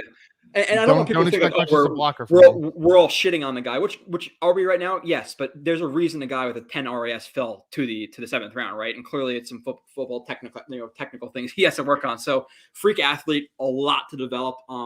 Does he make the roster as a 4th? Some people were saying, okay, if he wasn't injured, maybe he'd be in like a 4th or 5th round pick, which I don't understand for the athleticism. But at the end of the day, like, does he make the roster? Does he not? It's him or Kenny Yeboah as tight end 4, right? At this point. Now, the interesting thing about the Jets is like, and we'll talk about the roster construction down the line. Like, you have a lot of offensive linemen, you have a lot of defensive linemen. You have a lot of running backs. Do the Jets want to carry a fullback? You look at Keith Carter in Tennessee, they carry fullbacks as well. So can you really carry 4 tight ends? Because you might have to carry, 5 running backs or 4 running backs and a fullback if Baldwin's there, unless you think Jeremy Ruckert can fill that role full time, which again, if you're going to do that after one Miami Dolphins game, then it's up to you. So the roster construction may not allow for them to carry Zach Kuntz on the roster because he doesn't really offer much other than maybe a red zone threat, like putting him and Alan Lazard. But again, the thing that people don't realize is, like, and this is what happened with Mims, and Mims was great this year 1, but past that, he wasn't. Just because you're big doesn't mean you have a great catch radius and you could box guys out in the red zone. Like, you have to be able to actually position yourself and box guys out. Just because you're big and tall and long doesn't. Like, Kellen Davis had plenty of size to him. I didn't want them to throw that ball to him in fucking Buffalo game in 2016, wherever the hell that was. Joe, you love shitting on Kellen Davis. He's fucking terrible. Like, but so you could be big and not be a red zone guy. So Mims isn't necessarily a red zone guy, but maybe if you can develop into that, and it's Lazard and Zach Kuntz, then okay, and Corey Davis, then maybe we're talking a little bit. But he has a long way to develop before he sees a field. Like, I'm not putting Zach Kuntz in there in the red zone right now just because of his, like, I think he's more like, he's quick off the line. I think he has some good acceleration at times, but he's just way too lackadaisical about route running and things like that. So quite a bit to develop for If I can just add one last little comment. And this is something that's quite hard to explain unless you're kind of visually showing it, which is one of the good reasons why you people who have not subscribed to the site and don't have access to all the content that you can get at JetX Factor, specifically Joe's film reviews, where he goes into really depth using plays to highlight players' abilities. It's kind of hard to explain what I'm trying to explain without really seeing it. So if you do get access, you can kind of see what I'm talking about. When you watch him, you'll notice that his technique almost never looks clean, but sometimes you can see the athleticism and he can get in out of cuts. Like, there's no, it's weird to say, for example, Garrett Wilson, sometimes some of his cuts, it's not necessarily the most technically sound. And he could be reducing the amount of break steps he's taking to get out of breaks. And he would get out of them a little bit smoother. And I'm not saying that this guy's necessarily like that, because it's not at all. He does not throw break steps like that. But there are some times where he his footwork getting out of breaks is not clean, but he can still get out of them pretty quickly and gain some type of separation because he is a good athlete. So I see why the Jets are betting on upside, and I don't mind taking a 7th round flyer on a guy like this. I don't mind it. Oh, this is what you want, Kyle. For the 7th round, you either want guys who are injured and you hope they can be healthy, or freak athletes. That's typically where I trend with later round picks. Take the freaks and hope you can develop them. Yeah. And the Jets, which I brought it up, I was gonna bring something up else up on my phone. Wait, Joe, you're trying to tell me that you don't mind Dylan Donahue in the 5th round? You don't support that? They have 29-inch arms. Something like that. He made Kalijah Cansey's arms look long. Yeah, but 91.3 average athletic score by team. The next highest was it was 91.3. The next highest was the Eagles at 85.5, Colts at 84.7, and the Bengals at 80.1. So quite the athletic draft class for the Jets. But Colin, after the draft, obviously you have the UDFAs. Do you have anything to say about the UDFAs? I'm going to watch. I don't know anything about them. Okay, so I'm going to watch at least, I'm hoping 3 of them, maybe 5 of them. But there's some bigger names out, there in terms of guarantees. You always want to follow the guaranteed money with these guys, but I'm not really going to get into these guys. But Travis Dye, running back from USC, Jason Brownlee, big wide receiver, the big catch radius from Southern Miss. People have been talking about a lot. I think he got a decent amount of money, so I'll look into him. TJ Luther from Gardner Webb, people seem to be interested in. I got to see if I can find anything on him. Trey Dean, the safety from Florida. From what I've seen about him, he seems like a box safety. I just don't see him making the roster, and apparently really, really struggles in coverage. They signed another safety, Marquise Waters, who they gave $100,000 guaranteed, which is quite a bit for a UDFA, so follow that money trail. And they signed a corner, Khalif Halassi, with $167,000 guaranteed, which is a lot. So I got to look into him as well. So if you guys have anybody that you really want me to do with UDFAs, we'll talk about that later in the offseason. But speaking we'll of see. The guaranteed money to UDFAs, I saw who was it? I can't remember which person. Some guy who's connected to draft stuff, but he was saying that. Okay. If you look in recent years, a lot of these UDFAs are getting a lot of guaranteed money, and some of them sometimes don't even make the roster. Yeah. And this is making teams kind of rethink things, and it's going to make teams try to add more late round picks instead, because you in some cases, some of these UDFAs are making more guaranteed money than a 7th round pick. So I just thought that was interesting when I saw that. Yeah, there's a certain point in the draft for like 6th, 7th round. Like these guys actually want to choose where they go because they might get more money. And obviously you want to go to a room where you have a chance to make it. But Kyle, so we're going to fly through the rest of the topics I have, and we're going to fly through the chat because I'm going to stay on until a little bit after 7, but the Devils are on at 7. I don't know who the Rangers are playing tonight, but I have the Devils game to watch at 7 o'clock against the Hurricanes. Hey, you know, Joe's been talking a lot of shit about the Rangers, but just remember how much Joe was crying 2 years ago when the Bucks beat his Nets in the playoffs. I just remember a lot of Rangers fans when it was 2-0 putting videos up on Twitter of them with brooms out and shit like that, saying that the Devils had no shot, and that the big bad Rangers with all these guys they brought in to blow up their team in the future was, they're going to beat the Devils down. So I don't know. But moving on. And I honestly don't hate the Rangers. I don't have a problem with the team. I really don't have a problem with Rangers fans. It's just knowing that Rangers fans are Knicks fans. I always will hate Knicks fans. So just the fact that they're intertwined, kind of just fuck them. But for the Rangers fans who are here, I'm sorry that you guys aren't playing. If you are a Knicks fan, then I hope they lose too. Sorry. So, the biggest news of the week, Kyle, minus the draft and even probably bigger than Rodgers, Thomas Hennessy, 4-year extension with the Jets, totals $5.97 million, 2.625 guaranteed, the most for a long snapper this year per OTC. The cap charge for this year is $1.38 million. I thought we just had to talk about it at least a little bit. Thomas Hennessy, the longest tenured Jet, is going to be here for another 3 or 4 years. Cool. Hey, listen, I never seen the guy fuck up ever. So, there we go. So, and then past that, Kyle, we have obviously we talked about Al Wood, that signing, which is a good move for the Jets. We talked about Billy Turner, another good signing for the Jets today. I was actually gonna bring up this topic up during the draft, saying that maybe the Jets, they bring in all these guys, the UDFAs and Mims and all these guys, and they let them compete for wide receiver 5, wide receiver 6. If Rodgers doesn't like how it's progressing through May through June, then maybe they call Cobb, but they give those guys the opportunity to compete for that job at first. Obviously, they didn't do that. They signed Cobb today, 1-year deal, $3 million, up to 4 with guarantees. Which is a lot. I thought if he were going to be signed, it was going to be like $1 million or $1.5 million. His last 4 years, I think, in the league, or his last 4 years of the Packers, was like $834,000 a year. So he's playing for like vet minimums the last couple of years. So to give him $3 million is quite a bit. So wow. Do you think that he got that money in past years and outperformed that money, and now like the Jets are like the makeup year, like, hey, you should got paid more those years, so here's your money now? It's weird for him to get this much money, and maybe again it's a little bit of a favor from the Jets to Cobb for Mr. Aaron Rodgers. But the thing with this is, like, people go out there on Twitter, oh my God, the Jets are getting worse, and now Cobb's going to be their starting receiver. Cobb is replacing Jeff Smith. Cobb is replacing Denzel Mims, and this might be a hot take to some people on YouTube or whatever, and I don't care. But I put it on Twitter. If you're taking right now, Kyle, I don't know how much you watched of Cobb. I watched him in 2022, at least in 2021 with the Packers, whatever.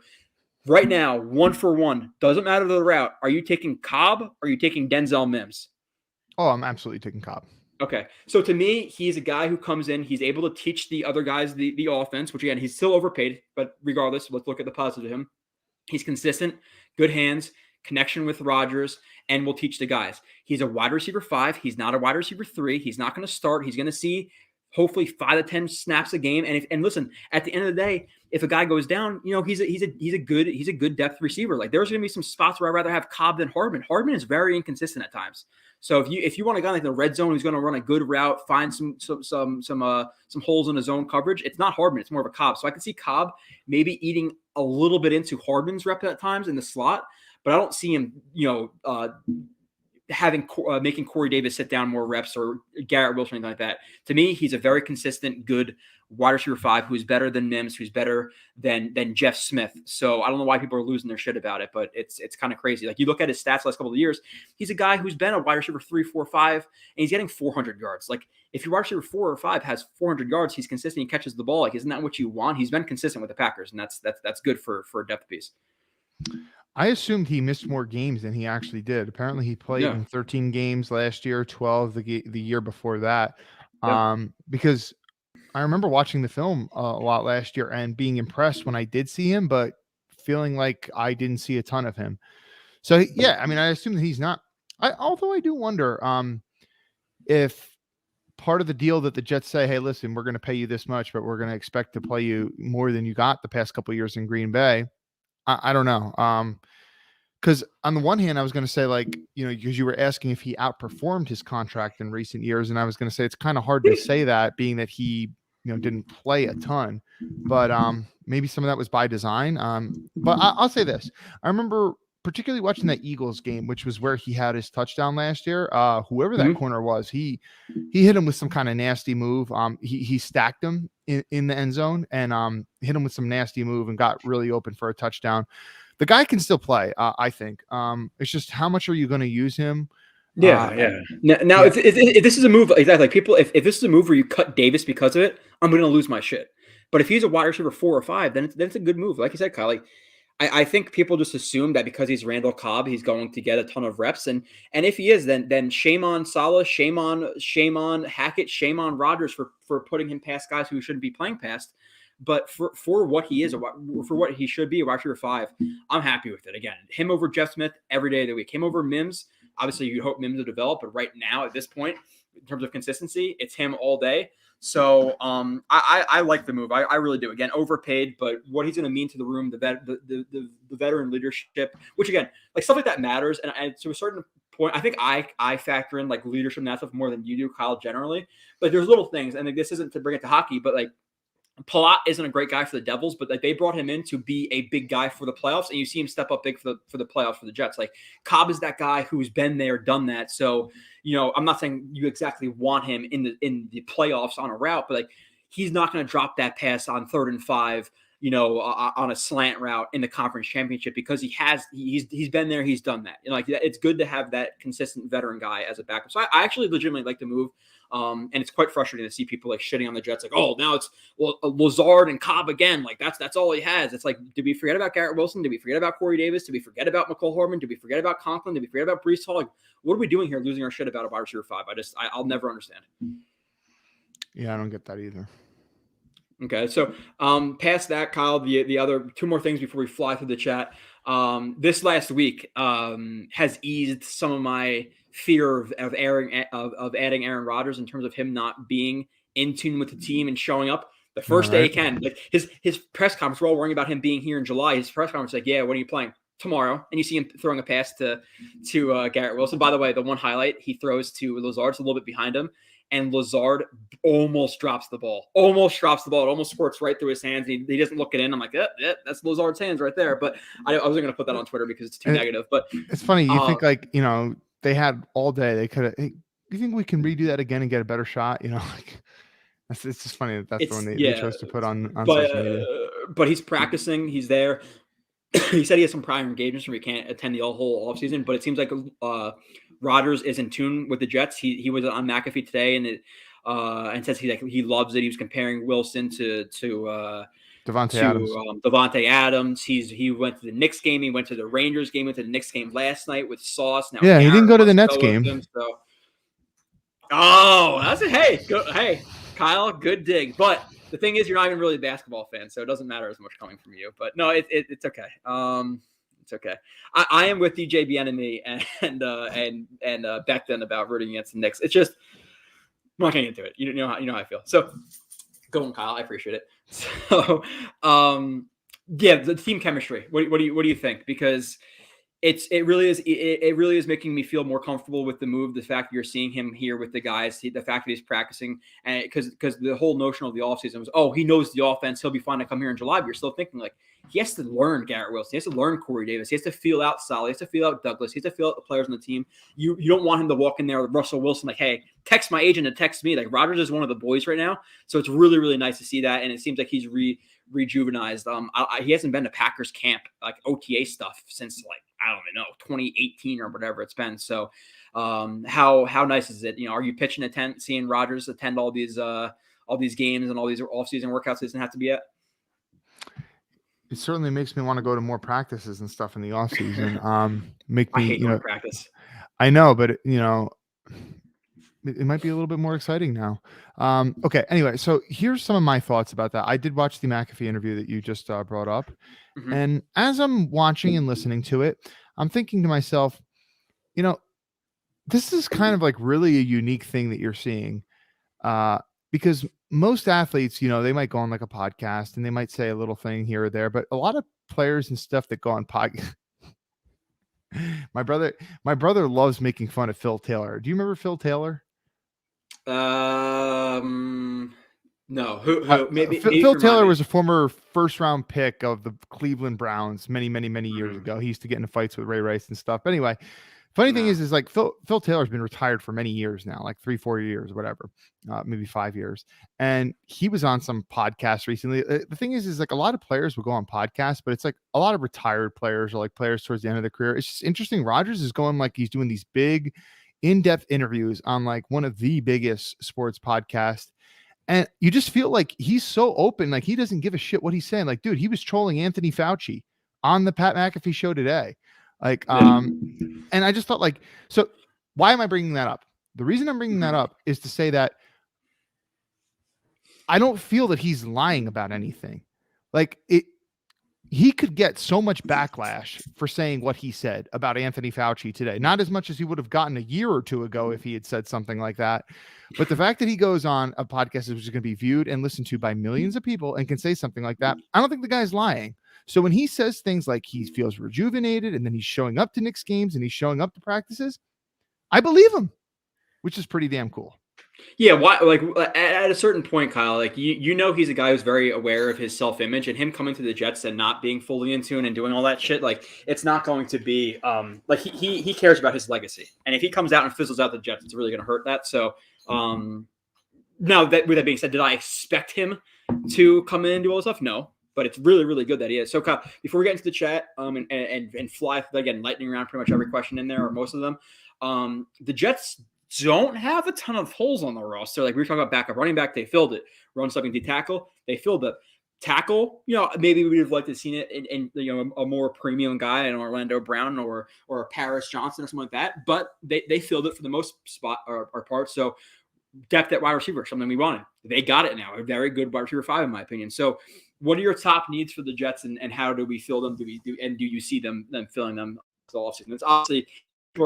This is roster at the end of the day, and I think it's pretty close to the end of the 53-man roster at this point. But we made plenty of, Morgan Moses, Quan Alexander. We've signed some guys late in the offseason. So, do you see it happening? Where do you see the needs being at this point on the Jets? And rank them if you could do like 1 through 3, 1 through 5, whatever.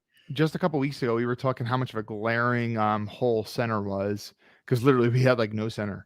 And now it's like, that's not a need at all. Like we not even close. We have 2 centers. Fuck it. Second round pick, and we got. We could give away a center at this point, Kyle. apparently, according to Joe Douglas, they're still having conversations with Ben Jones too, which I doubt that happens. There's no way. That was interesting. Safety and linebacker have to be 1 and 2. And I guess you'd have to say just because of who's actually going to play major reps. And the thing about safeties is they play like a good 90-something% of the snaps in a game. So you got to get some guy in there who's going to play a lot this year, and who's that going to be? So I guess you'd have to say safety 1, maybe linebacker 2. What are other really glaring needs for this? There's one more, Kyle. Reach. Come on. Would you say backup quarterback? Because I don't want. Yes. I don't want Zach Wilson to be quarterback too. That's it. I legitimately like obviously you want an absolute stud at every single position, but legitimate needs on the roster still. It's safety. People will say it's not, but I need a range safety out there. At this point right now, I just don't really understand what they're doing because Clark can play free safety. It's just not his best spot. You really want him in strong safety, more of like that hybrid type of, not a hybrid type of player. Strong. You want him as a strong safety, basically. He could be a third down backer. He could fill that role. Whitehead should be in a similar role as Clark, so I just don't see them really fitting. So I would really see Whitehead cut and a Rodney McLeod or a John Johnson brought in. I think that's kind of the final piece for the defense. Or I think they bring in Quan, right? So Quan, let's just assume Quan is on the roster because right now it really seems like he's going to be. I'll assume that too. Past that, you have kind of three guys to play two spots with a Whitehead, with a Clark, and with an Adams. Right now, I would assume it would be Adams who would be the free safety, and then Clark and Whitehead kind of like playing strong safety. But Whitehead's making $10 million this year. He's not playing free safety. Clark should not play free safety either. So right now, that's the only move that's like I don't know if it's going to happen. I don't have confidence in the Jets doing it, but I just don't see the roster construction with both Whitehead and Clark on the roster. So to me, at this point, obviously you need some restructures, but you cut Whitehead. You bring in McLeod or Johnson, you sign Quan, and you're pretty much done. Do they bring in a backup quarterback? I probably doubt it, and I honestly probably doubt safety a little bit too, but I just don't want to see Clark miscast as a free safety. Or if he's a strong safety, then you have a lot of capital on the bench or whatever with Whitehead at $10 million. And with that, kind of another layer to it is I think Tony Adams could be a legitimately good player. Do I want to rely on that in a Super Bowl type of year going against guys like Herbert and Mahomes and Jackson and Russell Wilson and Deshaun Watson and Josh Allen and all these guys? I don't have that much faith in him. Could he be that down the road? Sure. But let's see it first before he's thrust into that position. So I think safety is an absolute necessity, getting rid of Whitehead and bringing in that free guy. And then again, linebacker, I think it's Quan. Maybe they could pivot to like a Deion Jones because he has some familiarity with Ulbrich. Do you see that as a possibility? And then I agree with you. Again, safety, linebacker, quarterback in that order. And then we're pretty much done with the offseason. Maybe I could see that. Did Deion Jones play last year? And if so, who did he play for? I do not know, but I'm sure we're going to figure that out in just a couple of seconds, Kyle. So keep an eye on the chat. So, Tom, help us out amongst others. Okay. So the whole Whitehead thing is interesting. I feel like if they were going to cut him, they would have already done so by now. But I think you really kind of outlined that very well. Like, listen, if you view him as a strong safety and you're kind of Clark is playing over him, that's a lot of money riding the bench. That's a horrible allocation of resources. And if you're putting him at free safety, I mean, the dude just doesn't play well there. He's not great in coverage. I mean, like, just go back to week 1, man. You need to go no further than that just to see the major miscommunications there and just a lack of range and stuff. All the interceptions that he had last year were pretty much luck.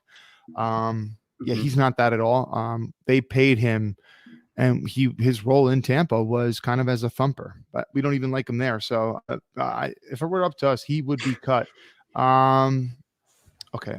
We still no confirmation yet on Deion Jones. So Deion Jones back in Atlanta, had some good years, former LSU guy, very small, undersized linebacker, but Jets don't really seem to mind that. I just wonder with him, and this is not a guy who I have watched in recent years, so I can't really say, at a certain point, like, if you're a smaller linebacker and you've lost a step, that's very concerning. So if he hasn't played last year, that's not very promising for him playing this year. He has some stats with the Browns. He was on the Browns last year. Okay. I don't know, man. I don't know. I would say Quan. Like Quan's a solid guy. The entire team loves Quan. People talk about Quan. It's going to be Quan. Yeah. I just have doubt. I think Quan is brought back, and then I think we're going to be sitting there for a couple of months, kind of with our thumb up our ass, for lack of a better term, just wondering about what happens with safety and backup quarterback. Because I get bringing in Tim Boyle for when Rodgers is going to be out, but again, and I get if Rodgers goes down for a significant amount of time, we're fucked anyway. I get that. Sorry for the language, but again, if Rodgers goes down in the third quarter of an important game and you're up by a touchdown or whatever, and you just want a guy to manage the game, can Tim Boyle do that? Can Zach Wilson do that? I really don't think they can. Who would you? Let's say Teddy Bridgewater concerns me a little bit because of the injuries. Who would you like aside from him? Let's see. Free agent quarterbacks, NFL. I think is Chase Daniel still out there? Did he get signed, Kyle? Let me see. I'm pulling up Spot Track right now. I'm not that interested in that guy either, truthfully. In terms of free, but again, I feel like he's a guy you like him in the QB room and stuff. You like what he does outside the field, but if he ever has to step on the field, I think you're really concerned. So you have Jake Luton, Bryce Perkins, John Walford, Brett Rippon, Josh Johnson, Chase Daniel, Joe Flacco, Mason Rudolph, Teddy Bridgewater, Tom Brady. I don't know why he's listed. Matt Ryan and Carson Wentz. Kyle, did any of those names tickle your fancy? Matt Ryan did look pretty washed last year, but that's the one that appeals to me most. Over Teddy? Really? I would take Teddy over Matt if I could. I'm just saying, like, Matt Ryan, like, the dude's an Iron Man. The dude has missed very few games in his entire career, but Teddy Bridgewater seems like he's always getting banged up. Last year, he had a concussion against us, which was kind of bullshit. But then, literally, like, there's seasons on the line to make the playoffs, and what does he go down with, a hand injury or something like that? It just seems like the guy's always getting hurt. And it just seems like it's always a different type of injury. Like, everybody gets hurt. Like, sometimes it's a freak knee injury. Okay. But, like, if this guy's going down with a head and then a hand and then a shoulder and then a knee, it's like, at what point do you say this guy's just, he's made a class? So I like Teddy Bridgewater for various reasons, but, I don't like 30-something-year-old Teddy Bridgewater who keeps getting banged up. Yeah. It's all funny, chat. We're going to fly through it right now, Kyle. Probably have about 10-ish minutes. Brady as the backup.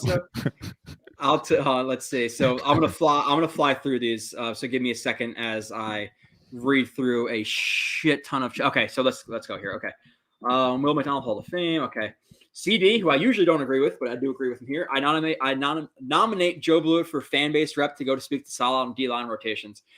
Again, at a certain point, like if you're investing a first round pick in a guy who's going to play 20% of the reps, it's just not ideal. So we'll see. I think JFN gets kicked inside. Everybody stays here. And it is what it is. And then Quentin Jefferson's like a backup. I can even see the Jets maybe cutting a no, they're not going to cut Solomon Thomas. He means too much to like the team. I think in terms of like the chemistry and stuff. But and he got better as the season went along too. Yeah, he did impress later on the season. John Hassel, by Kyle's logic, I want you to answer this one, Kyle. By Kyle's logic on McDonald, does he consider Aaron Rodgers a wasted pick by the Packers? Rodgers didn't play for years, but I'd say he was worth a pick. Flawed logic, Kyle.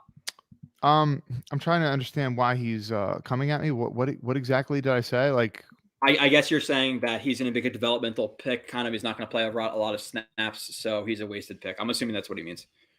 I didn't say I hated the pick. I never said that. I just said like I would have went in other directions. Hey, listen, do you think, truthfully, John, do you think that he's going to play over 30% of the snaps this year? And this is kind of a win now year. I mean, it seems like Rodgers is going to commit to 2 years, but that's no guarantee. So you're literally all in this year. And, I mean, like if you had drafted JSN, I would say pretty comfortably if he's healthy, and Joe's muted right now, so I don't know how much he's listening to me.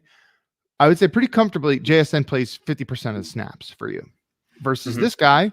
Is he even going to get to 30% of the snaps? So my only point is you're winning. If JJ got 27 last year, I doubt McDonald. And JJ is a guy who you could trust in the run game. This guy, he's third down. He's third down, and you already got a stud. Well, a pretty damn good pass rusher for third downs only in Bryce Huff. So it's hard for me to see that this was the very best pick for this year. But I do. And listen, flawed logic or not, I do like some of the traits that he has. Listen, there's tons of edge rushers that come out each and every year. And let's take another guy on the Bills who I've watched quite a bit over the years. And, my brother liked the pick at first. He was a first round pick in mock drafts, ended up going in the second round. I'm talking about AJ. I'm talking about AJ Epinesa, actually. All right. AJ Epinesa, he very long arms. One of the reasons why the Bills drafted him is because, you can't teach long arms. But the thing about Epinesa is he actually measured decently well in some areas, but you watch his film, he never won with bend. You never see him really contorting his body and getting around an offensive tackle. That's something that's very hard to teach. That's something me as a guy who played defensive end I did not have that. Right. I could win with power, but I could not bend myself around. It's something that's hard to teach. This guy, Will McDonald, is a freakish type of athlete. So yeah, it's nice to have a guy in the Jets who actually, and if I'm being honest, JJ doesn't really have that. Right. Like, I mean, like he's a pretty good athlete, speed to power. Like, dude, he could be a ferocious speed to power guy. 4.55 40. His 10-yard split is insane as well. He's got the long arms. He is powerful. He's at 260 pounds, something like that. JJ could develop into a good speed to power guy. He's not that yet. I'm just saying, like, guys who have really good bend, like, there's not many Von Millers. There's not many Brian Burns. That was another name that Saleh mentioned himself to mention Will McDonald. There's not many of those types of guys in the league. There's much more like guys who, win with power and things like that. So all I'm saying is, like, there is some things to like about McDonald, but is it necessarily the best move for this year? I don't know about that. I hope that logic makes sense. I'm just in this a long story short. There's a big difference in investing in quarterback and letting him develop, and defensive end and letting him develop. Right, like quarterback's much more important at the end of the day. So we're gonna keep moving on. Defense was ranked number 4 last season. Then we go adding players to our defense like Chuck Clark, Quentin Jefferson, Will McDonald. I think at this point we got better. Prior to the draft and Al Woods signing, I'd say we didn't get better just because of the leaving of Quan and the leaving of Sheldon. But I think at this point we're an improved defense. Would you agree with that, Kyle? At this point we're improved. Yeah, I think so. Okay. Defensive line is stacked, deep and diverse. Add in the corners, and our defense will be elite. I think the defense is a real, true free safety away from being an elite defense. I think that could really hurt them. And if you think about early season Jets last year, I mean, Sauce Gardner had various communication issues early in the season. You expect him not to have those types of miscommunications this season. So, yeah. He's different than he's much more bendy and fluid than Thibodeau was. I agree with that for sure. Yeah. How did you guys catch that Kyle saying he's reaching for the balls? Ooh, did I say that? I don't know. What is the ice? What's the ice pick exactly, Joe? It's when you're coming out of your spin move. You'll see a lot of rushers put the arm they're spinning. I'm trying to think now. Well, if you're spinning, it's like your backside. The arm you're spinning arm. So if you away from. So if you were spinning inside, it would be your left arm. No. Yeah. It'd be your left arm. It's just it's an arm that basically propels you to the quarterback after your spin. Like you'll throw that arm out there and you'll propel yourself off of the back of the defense of the offensive lineman. Basically, I'm trying to think if you're spinning to the outside, it'd be rolling off your right shoulder inside left. Yeah, I think it's hard to think on the spot. Jordy, you might have a good clip of JJ pulling a spin move on ice pick on the Giants offensive tackle from Alabama. I'm pretty sure you had one of those in your film review. You still have it on your computer. Was it Evan Neal? No. Yeah. Is Carter Warren actually pro? I think he's pass pro ready. I don't think he's run pro ready. Like I don't want him seeing the field. Even in pass pro, again, he needs to. I don't think it's for a lack of athleticism in his feet. I just think it's a technical thing. Like you could be plenty athletic, and he still looks like a baby deer at times with how high he raises his feet. So I want to see that more consistent, and that's something they can work on. And something else about his game too, Kyle. I don't know if you noticed how high he stands. In his stance, run versus pass, but I saw that in like scouting reports, and I also saw that like by people tweeting about it, and I also saw it when I watched. Like he's standing straight up on pass reps and down on runs. Like he really gives it away. So I'm pretty sure I noticed that on Steve Avila's film as well, if I'm not mistaken. So yeah, it was like, and for those of you that might not know, like you might say, well, what's the big deal with that? Like, dude, if you make it that obvious, it's a clear key to defenders. Yeah. Oh, this is pass, this is run. And if you know what the play is going to be before it's going to be, you can tee off. So Cobb over CD, absolutely not. That is not happening. Best pick. Let's again, Kyle. We really have to fly. Best pick, worst pick. Best pick to me.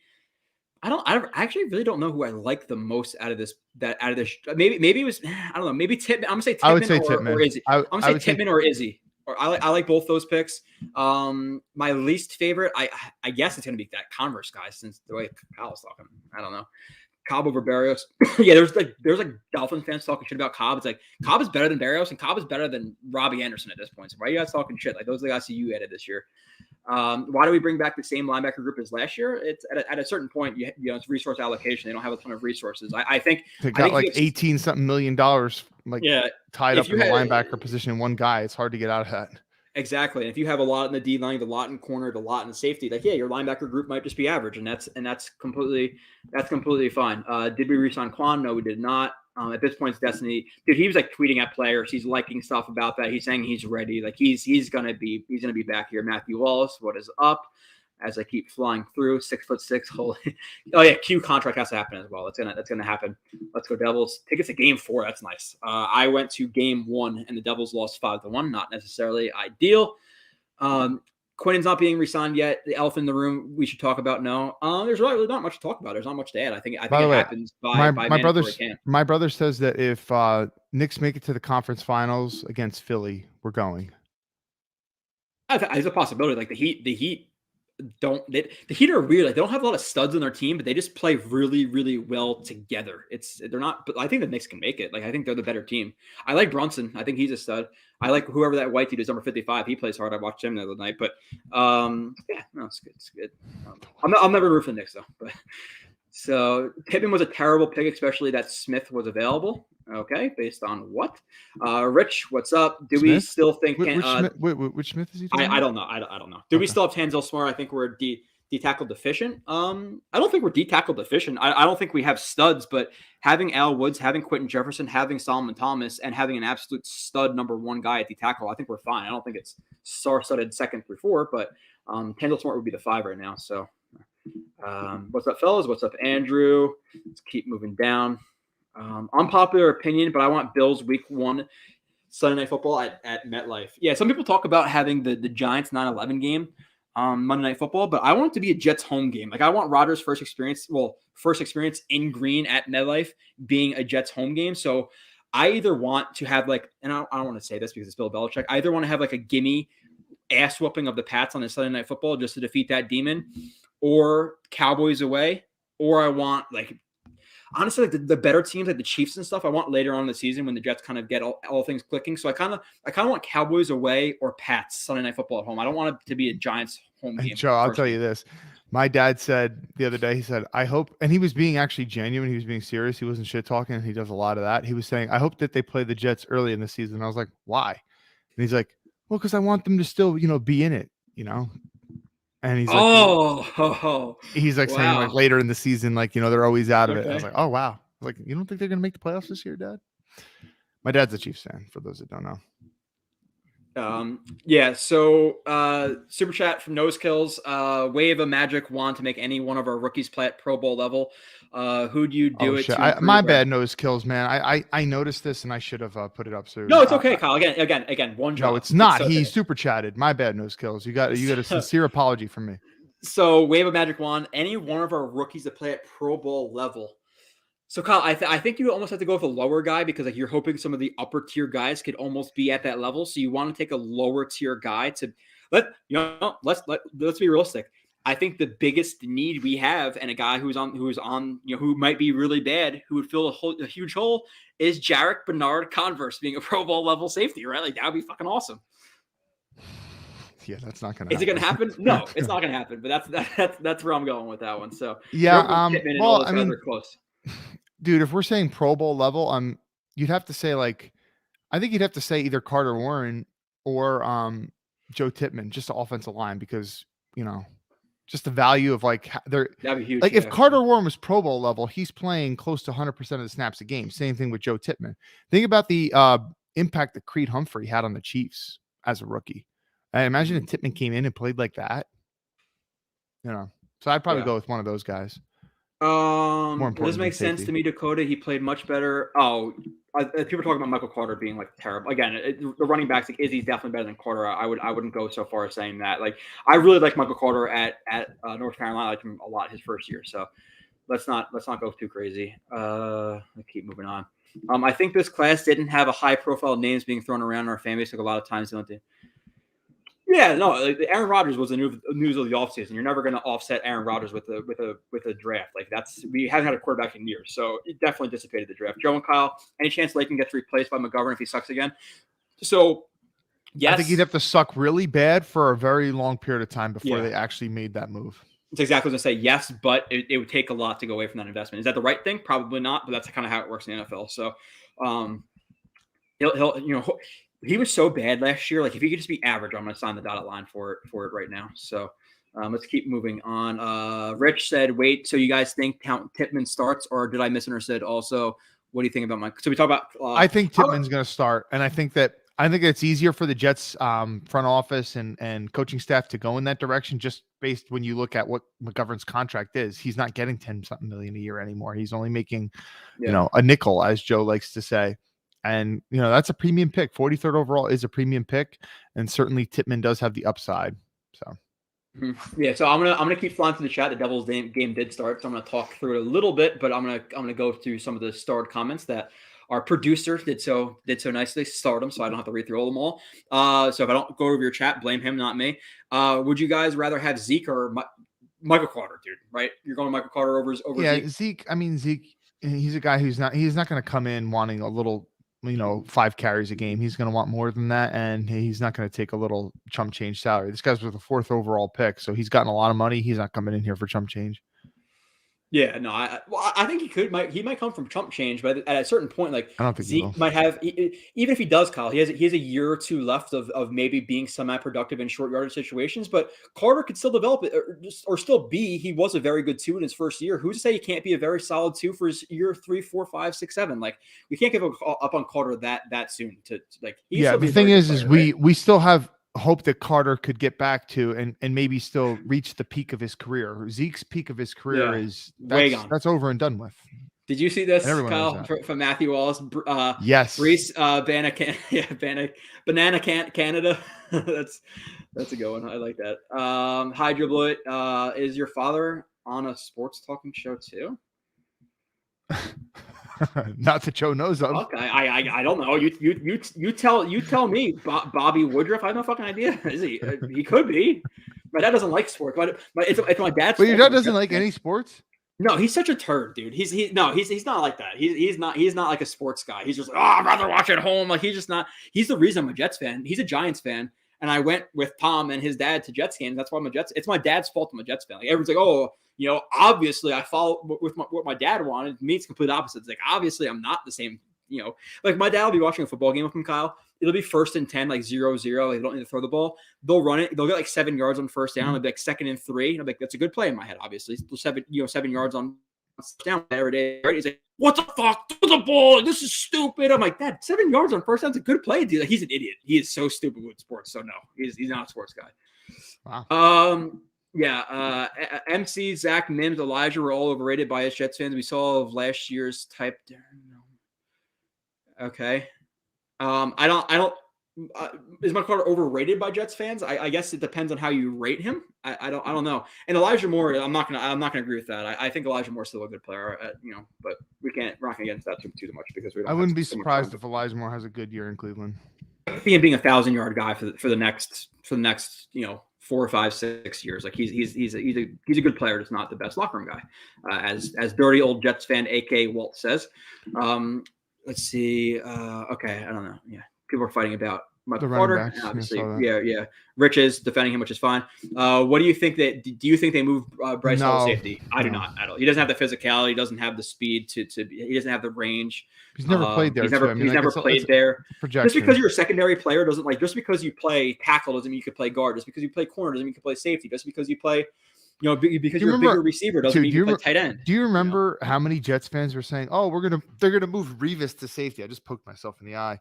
They were gonna move Revis to safety once they noticed that he lost a step. Yeah, that never happened. I mean, like it does happen sometimes. I mean, Devin McCourty, he had a Pro Bowl year as a rookie corner, and then he started sucking as a corner, and then he moved to safety, and he had a great career as a safety. But I mean, there's not a ton of examples like that. Charles Woodson's another one, but.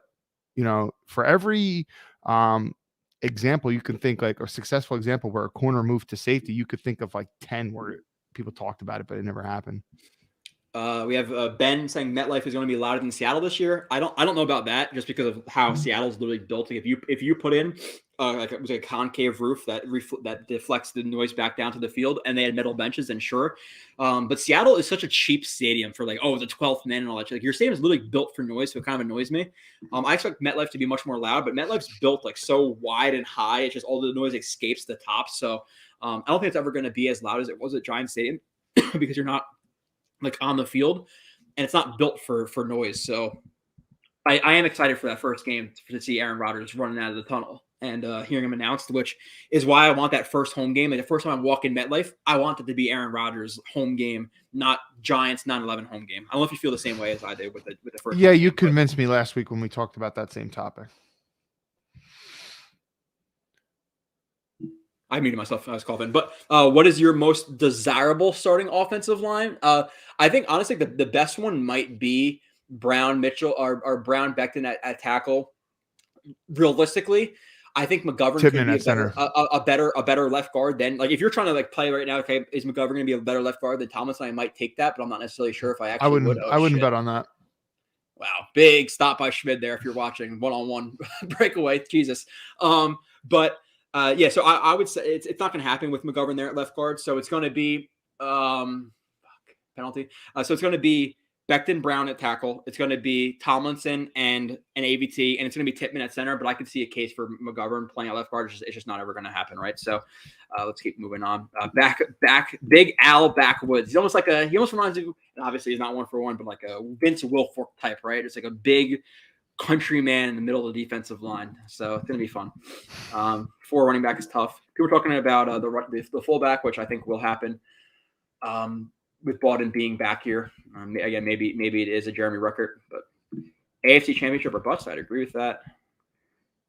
Moving on through the chat, I'm about at 6:40. So if any other questions, drop them in there. Al Woods and Randall Cobb. Now we need Quan. Yeah, I think most people agree with that. Again, I would also advocate for a legitimate starting free safety. T. Rivera says, "Love you guys. Great show as always." In this draft, I feel we have 2 great steal on running back and tight end, with the latter being my favorite pick. Kuntz is a stud. Let's go Jets. I like the running back pick. Again, Kuntz is quite technically flawed to be drafted that low. And from what I've seen in the first game, I'm not blown away. I know that people are watching. I'm not going to criticize anybody that directly, but like hype pieces on some players. So you're going to see 2, 3, 4, 5 plays of guys making really good plays, but then you have to watch the other couple hundred reps. So I like the physical upside of Kuntz, but I don't think he's a stud yet. Right, we're quite far from that. Jackson Mahomes arrested today and bailed out for $100,000. I don't know if you saw that one, Kyle, but yeah. I didn't see that he was bailed out, but I did see that he was arrested. Yeah, he was arrested. Okay, Eagle Fang Plot is a masterful guy in that locker room, Joe. I told you that after down to. Okay, yeah, I'm not gonna get into hockey too much because I got to get to watching the game right here. Kuntz will motivate Rucker. 1-for-1, like I think Rucker should be motivated anyway. Like I don't know how much he necessarily. I think the fact that Rucker barely played last year is enough. Right? Yeah. Right. You don't need Zach Kuntz to motivate you. If you do, that's a problem. Yes. Kyle bringing the facts. I don't know about what though. I don't know either. I don't care that it's a hot take, Carmelo. I totally agree. What's the hot take from Carmelo? I don't know. Zach Wilson will show off. I think they're talking about Zach Wilson lighting it up, guys. Okay. Right. Yeah, I'm not going to agree with you there, guys. Yeah, I don't know. He's been pretty historically bad at this point, for first round picks. So. Let's see what Scott Wilson said something about MetLife, but I can't see it. Biggest hole is to re-sign Quinnen. It'll happen. That's pretty fair. Wentz on the cheap. Wentz isn't going to come on the cheap, I don't think, and absolutely not, right? So guys, back to the O-line. 0 chance Tippmann at center. McGovern takes Laken's spot if he sucks a few weeks in. I think that's a possibility, Rich, and we're more with your line of thinking that McGovern could be legitimately better than a McGovern or McGovern could be better than taking Laken Tomlinson at guard, but I don't think it's going to happen. I can't see the Jets saying, okay, $17 million sit on the bench and McGovern for $1.2 million and take a spot. Now, maybe it could, but I just severely doubt it. So, we already talked about that one. Let's keep going. Dakota Jets are so beefed up down on both sides of the ball. Offense will continue to build strong. JD won't stop at that defense until the unit 110%. Minus safety. That's the thing again that I'm the most worried about, right? Devils coming on. Yeah, been wanting the Jets to do that all of this that they've been doing for. Okay, let's keep that on. As long as the mush Joe Blow does not go to Devils games, they have a shot. Oh yeah, bad luck. I don't have good luck at Devils games. That's for sure. All respect, by the way. I appreciate Kyle's perspective a lot. As a former defensive lineman, debate is good. We are the smartest Jets fans around. Keep up the great work. I appreciate that. Kane's up. Q1 nothing. Okay, they're not. I think you're just trying to fuck with me. Thanks, John. Eric Tucker's playing guard. Yep. Okay. Matthias says, or Simon says, don't get me started with that air conditioning unit we call a football stadium. Yeah, it's terrible. It really is. I've been to quite a few spots at this point. Indy to Arizona to whatever, Buffalo, Carolina, etc. I've been to a lot of stadiums, and MetLife sucks. Yeah, it does. It looks like it's a nighttime. The problem is, Kyle, we never play at nighttime because we've sucked for so many years. So the fact that we'll be playing on prime time, it'll look a little bit better. But Joe, still. is the Eagles game in Philly this year? No, it's home. Okay. Yeah, it's home. They have they have the Eagles at home. They have the Bills at home. They have obviously the Dolphins. They have the Chiefs at home. I think they have the Chargers at home. Like, they have some good quarterbacks this year coming to MetLife Stadium. So it's going to be exciting. But with that, Kyle, I'm going to bounce off because I'm going to go watch the Devils hopefully win this game. If they don't, then I'll be very upset. But any last words for the chat? I just see that John says that 722 compliment was sincere. I believe that it was, John, and yeah, John's always been sincere. Me saying that I appreciate it was sincere as well. So feelings mutual. Well, just again to reiterate something that was said at the top. The news about all the unique visits and stuff to the website and how it's the #1 Jets website in the world is pretty damn cool. And thank you to everybody who's done all the hard work. And I'm just happy to be a little teeny part of it. And some of you guys should consider subscribing to the site if you want all the content. Appreciate everyone, super chats, regular chats. It was fun. Yep. Jump on the train now. Again, we appreciate you guys for supporting us and elevating us to the point where we're the #1 Jets website at this point, which is fucking awesome for a site that we created a few years ago. Or that actually Sabo and Nani created, and I jumped on after as a partial owner. But yeah, we definitely appreciate everybody for jumping along with us. We will be back next. It's gonna be next Wednesday or Thursday. I'm not necessarily sure the day, but next week it's gonna be myself, Nania, and Sabo, the three of us recapping the Jets offseason and the draft. So we can get the JetX owners kind of in one spot and talking about the Jets. So that should be fun. But with that being said, I appreciate everybody. And we will see you, or I'll see you, Kyle won't, next week. And then after that, Kyle, I go to Turks and Caicos. So we're going to have a little bit of a break. So catch up on some of the film of those guys, and we'll discuss in a few weeks. Cool.